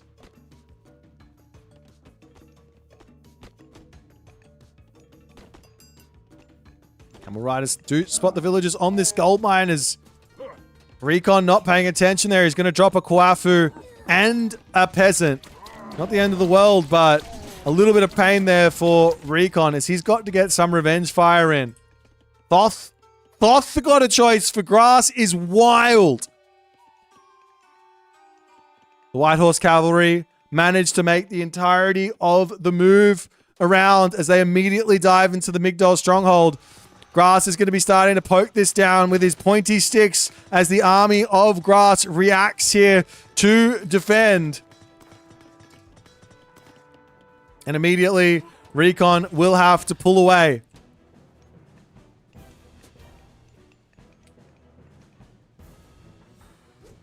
little bit of a random Anubite over here. Does get involved as the town center is attempting to come through. Surprised to see this town center going up, as the adult is through.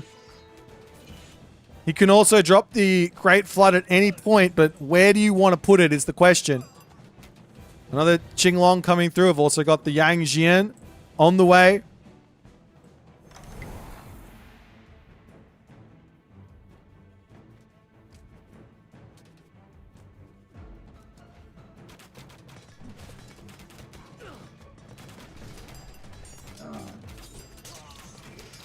Big amount of damage onto this spot as Recon not even caring there's a Migdol stronghold here. Grass trying to split up his army a little bit so he doesn't take the full brunt of this Great Flood. He drops the Great Flood down, sending the units away from the position as the Migdol stronghold going to continue to go down. We've got the Tiger Cav in queue as well. Very low on HP, but still alive as Grass can pull back and heal up here. It's the Qinglong coming through. Will get hit by the Priest a little bit, but they will all go down. Does he lose the Jinglong? Yes, I think he does. Nice snipe there from Grass. Camel Riders up to the top side. So many resources in the bank here for Recon. How much is food? Food is expensive to buy at the moment. A little bit of a raid over here is going to hurt onto this bottom side, pushing off of this gold mine. There is obviously Thoth. There's a meteor somewhere. Where do you drop it is the question. White Horse Cavalry getting chased down by the Camel Riders. This Jiangxia is slowing this army down. This Nijar, he's chasing the Nijar. Look at the damage the Nijar is doing, though. Oof. Absolute oof. Third town center up for Recon. There's still a huge power play for Grass inside of Meteor. However, Recon, at the moment, playing against Thoth, his plan, his goal, should be very simple.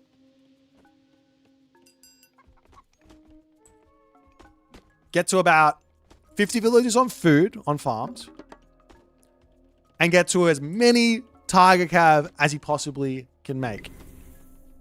That's his plan. Ballet coming down again from Recon. I'd love for him to link this up as well. Just a little cheeky building down. Doesn't matter which one. The big way to increase your favor generation as China is to basically build ballets or build town centers. So you definitely want to link those up when you have the chance. As now, Grass looking for his big attack up to the top side. The Recon army is over on this position, trying to heal up on top of the forest protection here. As the town center may be going down. The bits of raids over here. Yang Xian is not even close here to dealing with any of this stuff, as Recon will be dropping a town center. A nice little hit back from Grass. But it's 68 villages to 47. Grass does not have himself the technology Valley of the Kings just yet, which will give him a really big boost in economy.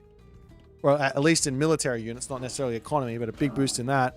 As the army says it's time to take a little bit of a fight. Drops the Qinglong over here. Not pulling the Qinglong back. Somewhat of a mistake there as the Meteor does get dropped down onto that back line there. There's not really a whole lot of units in here, as yet again Recon manages to mitigate huge damage from a massive god power.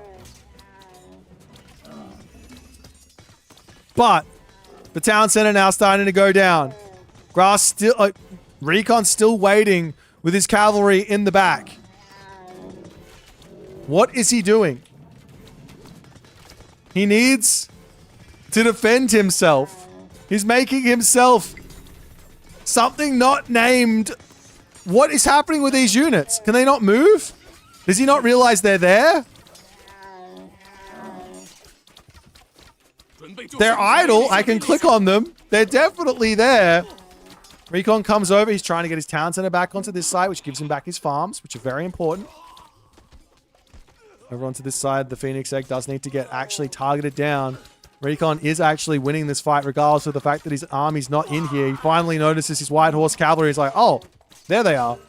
And without those units, Grass will still decide to tap out. And the game is done. And the game is done, and Recon is now up 3-2. He's up for the first time in this series. He's striked back. He's taken out a big powerhouse god for Grass in set. It didn't look good for Recon early on. He wasn't making decisions. He wasn't like, oh, my opponent's making spearmen. Let me make some fire archers. He goes, oh, wait. What do I do? He's making spearmen. What do I do? And then he goes, I have to get watchtowers. And he gets his machine workshop. And then he's trying to deal with stuff. But he does manage to survive here. Grass made an absolutely insane attack onto this position. A little bit unnecessary. Insane attack. Thought he could maybe deny the ballet. Couldn't manage to do so. Ballet gets up. Forest protection gets in. And that's all she wrote there, as Recon manages to secure the dub for game number 5. It is 1st to 4 here. So now It's basically match point. It's not basically. It is match point. Recon needs one more win, and he will be going on to the losers finals. Grass cannot lose this game. He has to win it. He's got to bring it back some way, some shape, some form, and you guys will not believe what we're going to be seeing here.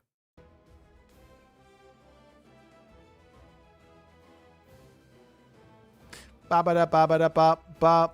I clicked on the wrong button. I'm not going to lie. Let's go over here. That looks better. You're not going to believe what we're going to see.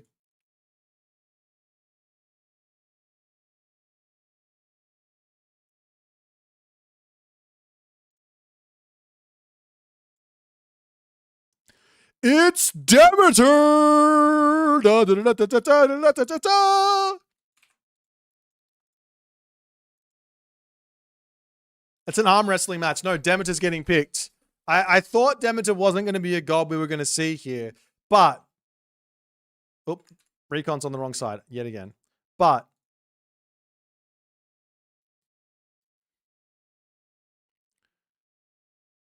there's another map to come after this, which is Budapest. Grass wants Zeus for Budapest. I guess you could play Demeter on Budapest. There's no real problems there, but Grass wants Zeus for Budapest. He doesn't actually play Noir. He picked it for reasons of there wasn't anything else to pick. Now he's got Demeter. He has to make Demeter work on Prairie versus Shenong, which is the last pick from Recon, by the way. This is a wild situation here.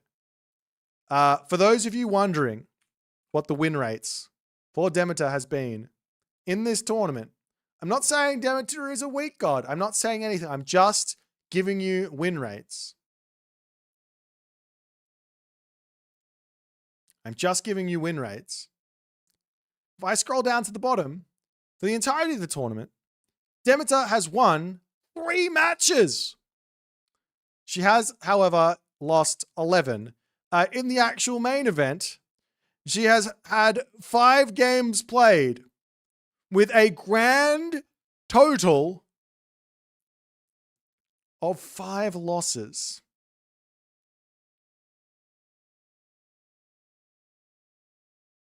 This is Grass's potential last game. He's got to change history. He has to make history to be the first player to win with Demeter in an S-tier tournament main event. That's what this would be. For Grass. History in the making right now. Can we see a game 7? We go on a game 7, says J-Red. Can we see a game 7? It's going to be up to Grass to make it happen. It's going to be on the map Prairie, a tough map for every god. I'm not going to lie. This is a very tough map to play. It's very fun, but very tough to play. We're about to jump in. It's been a wild ride here. Let's see how it's going to go as we get into our 6th match on the map Prairie. Off we go.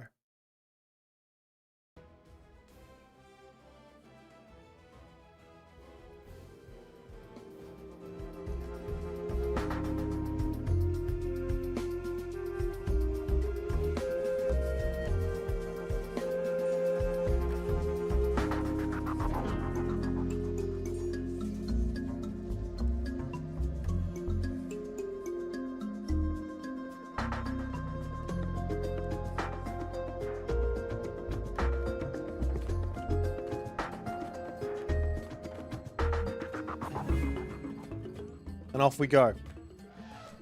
Let me introduce to you. Oh, I think we got a little bit of a hiccup here in the playback. Let me introduce to you the newest addition to the Age of Mythology roster. One, Demeter the Golden, the goddess of harvest and fertility or something. Wait, what is she? Agriculture. I was close. Harvest and agriculture. I'm still learning, guys. I'm still learning. His opponent today is Recon. I said it already. I'm going to say it again. This is Grass's last. Or this is Recon on match point. This is Grass's last lifeline in this tournament. If he loses, he's out. He can't lose again. He's got to win this one. He's got to win the next one to then get a couple of extra lives.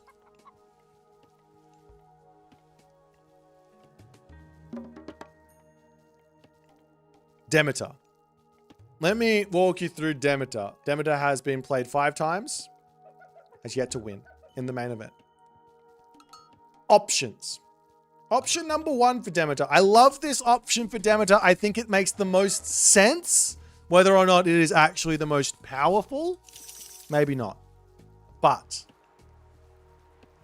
Pan's Pioneers from Pan and a village center from Demeter is an amazing way to open because you get an extra werewolf and you can then react to whatever your opponent's going to do. If your opponent goes for a crazy all-in, you can defend it. If they go for a second town center, you can go for a third town center. Why can you go for a third town center? Because you got Pan's Pioneers.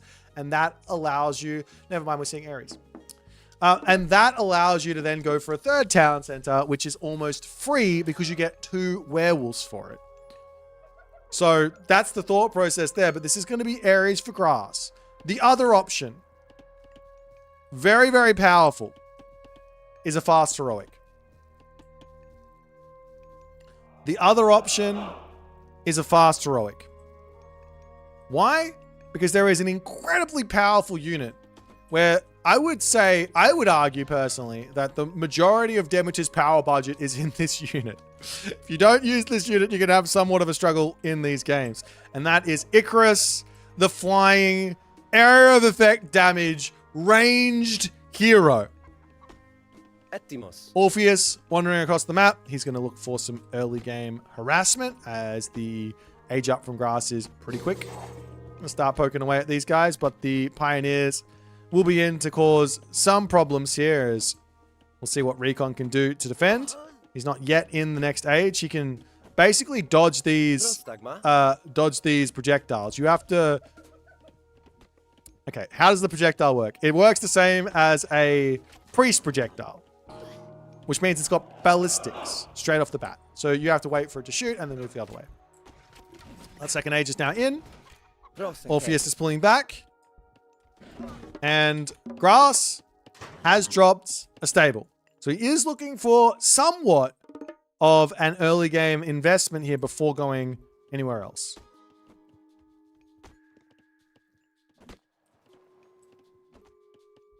Relics on the map. Let's have a little quick look. We've got Hestia's Hearth. We could have 2 Hestia's Hearths in this game.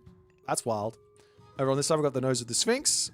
Building HP going up. Over on this side, the Scales of Echidna. Food with gold minus 15%. And at the top of the map, we have the Titan's Treasure. Am I wrong in saying that I don't think Grass has picked up Relic the entirety of this series? Am I wrong in that? I think I might be. The Yatza does manage to make its way in here and... Oh my, Grass drops a villager. That's huge. His heroes are out in the middle of the map and Recon sneaks around the side, gets massive damage in. And the hero, Iolaus, will have to come back in and deal with this. Now, Iolaus has got 5.6 speed. He is more than capable of taking out the Yatza.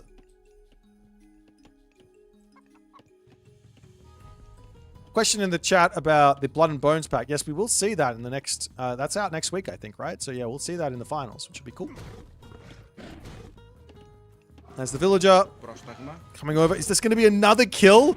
Another snipe is gigantic. That is the biggest oof you will ever see. 2 Vil picks with a Yatza, and that's the free Yatza as well, is a massive win for Recon early on. Recon's making himself halberdiers. He's going to have to go into javelineers as well soon. But he doesn't yet see the Toxotes, as now he does. And immediately a halberdier and a Wuzu javelineer will be queued up.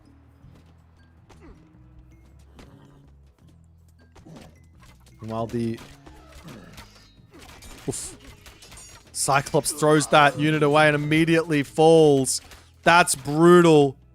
Hippias going down. Recon not being friendly to grass in this game. Hippias over here getting taken out. Almost does fall down there. Another Cyclops is in. You've got to deal with these units here. He's not microing. He tries to send the units on top of the Pioneers, but they picked off 2 Cyclops at the moment.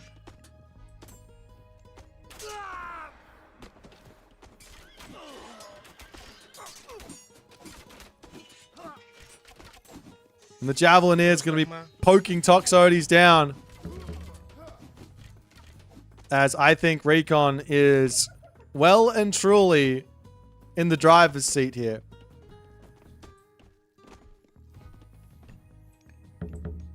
Military Academy up. Stable up. Archery range up. For everything under the sun here.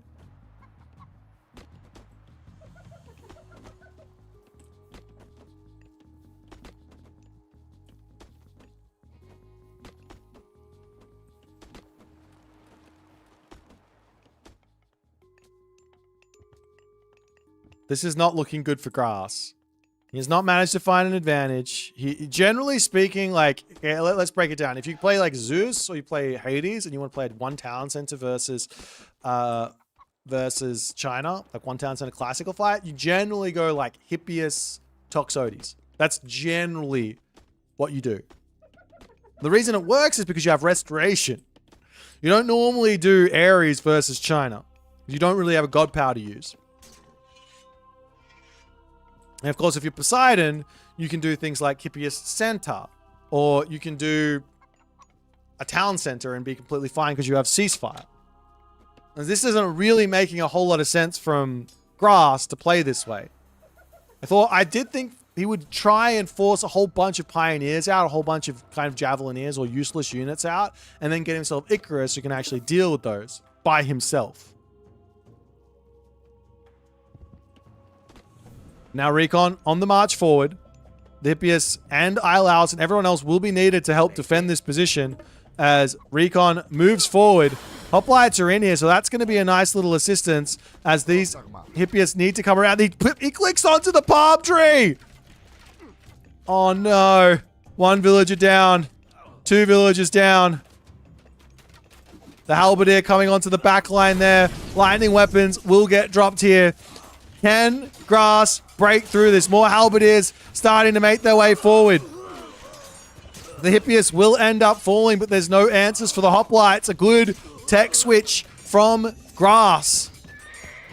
As Iolaus does end up falling. A good tech switch from grass, but Recon here can just run. Of course, the Pioneers are going to fall, but he picks off the final Hippias there. But a nice hit back from grass. He's not out of it just yet. He's not out of it just yet.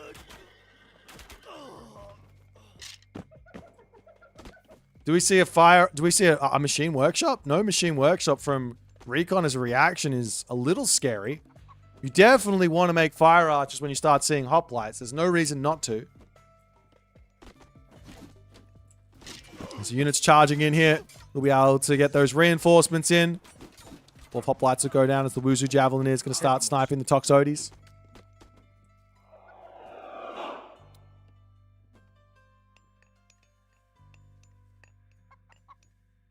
But the big problem here for grass is that the differential in villages is now 29 to Recon's 39. And Recon has got himself 6 Kwafu. 6! He's about out of his home gold mine, but he does have this one as well. No problems. And Recon realizes he's got a little bit of a weakness over onto this side, so he's going to come over here and just sit on that. As Grass is playing very defensively himself. I'm still surprised to see him massing units. Like, oh, these villagers as well need to get another storehouse. I'm surprised to see him massing units here and not just going heroic age.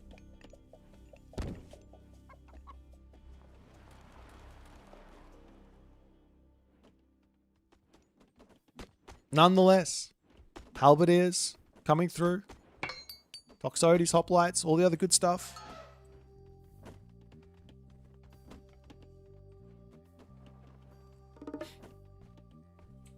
There's still no fire archers though, so I think I think Grass is catching...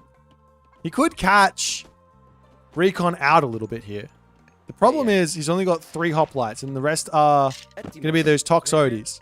Which, unfortunately, Toxotes are amazing, right? They have a crazy high amount of DPS. The problem with the Toxotes is they've got 15 range. And they're fighting against the, 17 range medium Wuzu Javelineer. So yeah, no, these Toxotes don't have a great time here. If Recon splits up his units, sends his Javelineers in by themselves, and starts poking, then life is very, very tough.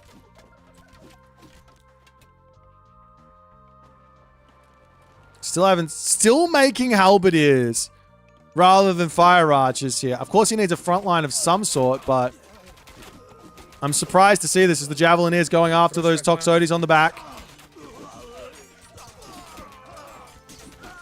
Trying to pull in with his Javelineer. They are taking out that back line. Great control from Grass, though, as he does manage to survive for the time being. These hoplites are doing amazingly as the micro from Grass... Very, very nice, but the Javelineers looking too strong here as the numbers of Toxotes dwindle down to 2, 3, 2, 4. We got there in the end. Goldmine finishing. He's got the goldmine on the back that he can go to. 2.6k to 600. Still not a single... Oh, he's got a machine workshop, but not a single fire archer is out. And unfortunately, for all of us who wanted to see a Game 7, it's not going to be happening on this day. The Demeter cannot carry Grass through for game number 6. And Recon will be moving on to the losers bracket finals to meet the loser of Tunison and Kavoth next Saturday. What a time to be alive.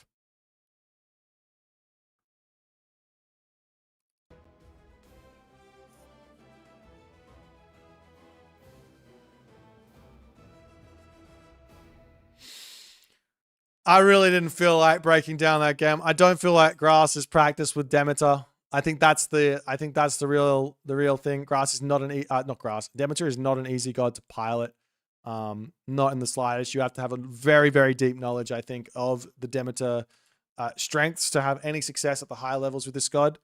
And I don't think he had it there, unfortunately. However, before we finish up, congratulations to Grass for coming 4th here. It's a solid effort. This is our 4th place finisher in so many tournaments in the past, but a solid effort against Recon. Let's have a quick look at what we have to look forward to next weekend. We've got Tunison, we've got Kavoth, and let's just show off this shenanigans here as we'll see what's going to happen in our finals. So we already talked about it once, but before we finish off today, Tunison here does have the advantage over Kavoth in the history of S-tier tournaments. Kavoth lost in the winners bracket quarterfinals versus Tunison 3-1, and he lost in the very early stages versus Tunison in Red Bull Wololo El Reynado in the round of 32, 2-0. So Tunison does have the advantage going into this one. However, it's anyone's game. The player who loses here will have to come up against Recon, who must be feeling very, very good. He's now gotten a little bit of practice on the best of 7, so knows what he's up against. Recon has taken out Tunison. He's beaten Tunison 1 time in a close one in the recent Champions League Season 4 shenanigans there. And Kavoth here has obviously just beaten Recon for the first time, but Recon still has the positive win rate over Kavoth to move forward. So that's the stories going on. So for those of you playing at home,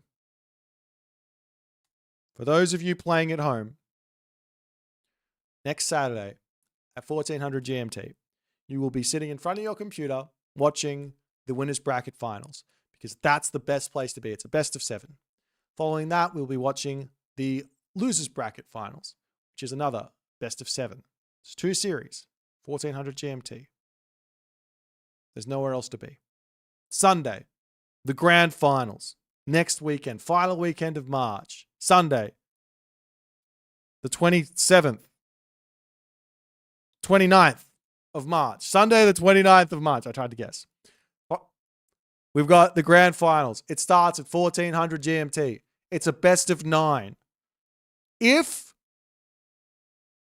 Recon or whoever loses, whoever's from the losers bracket, let's go over to the bracket actually. That's the place to go to. Okay, let's talk it through. If Recon here or the loser of Kavoth Tunison end up winning the grand finals, there will be a bracket reset, which is another best of 5. We've also got, wait for it. I did already spoil it. We've also got a free-for-all with members of the tournament planned for the middle of the or basically after the best of 9. Whether or not there's a bracket reset or not, there will be a free-for-all with members of the Pandoras Box 2 main event. So it's a huge day. It's going to be an amazing day. I hope you guys have a fantastic time watching it next week. I'm also going to be streaming throughout the week and all the other good stuff. So make sure you come in and say good day. And I will be very excited to hang out with you guys. Now looking over here for some stuff. I see Eyes Machine. I'm going to give you guys actually, no, I'm going to raid Divine, who has now kicked off his stream. All right, guys. Thanks for hanging out with me. Congratulations to Recon. Better luck next time to Grass. Good luck to Tunison, Kavoth, and Recon for next weekend. Good luck training and all the other good stuff. And I will see y'all next time.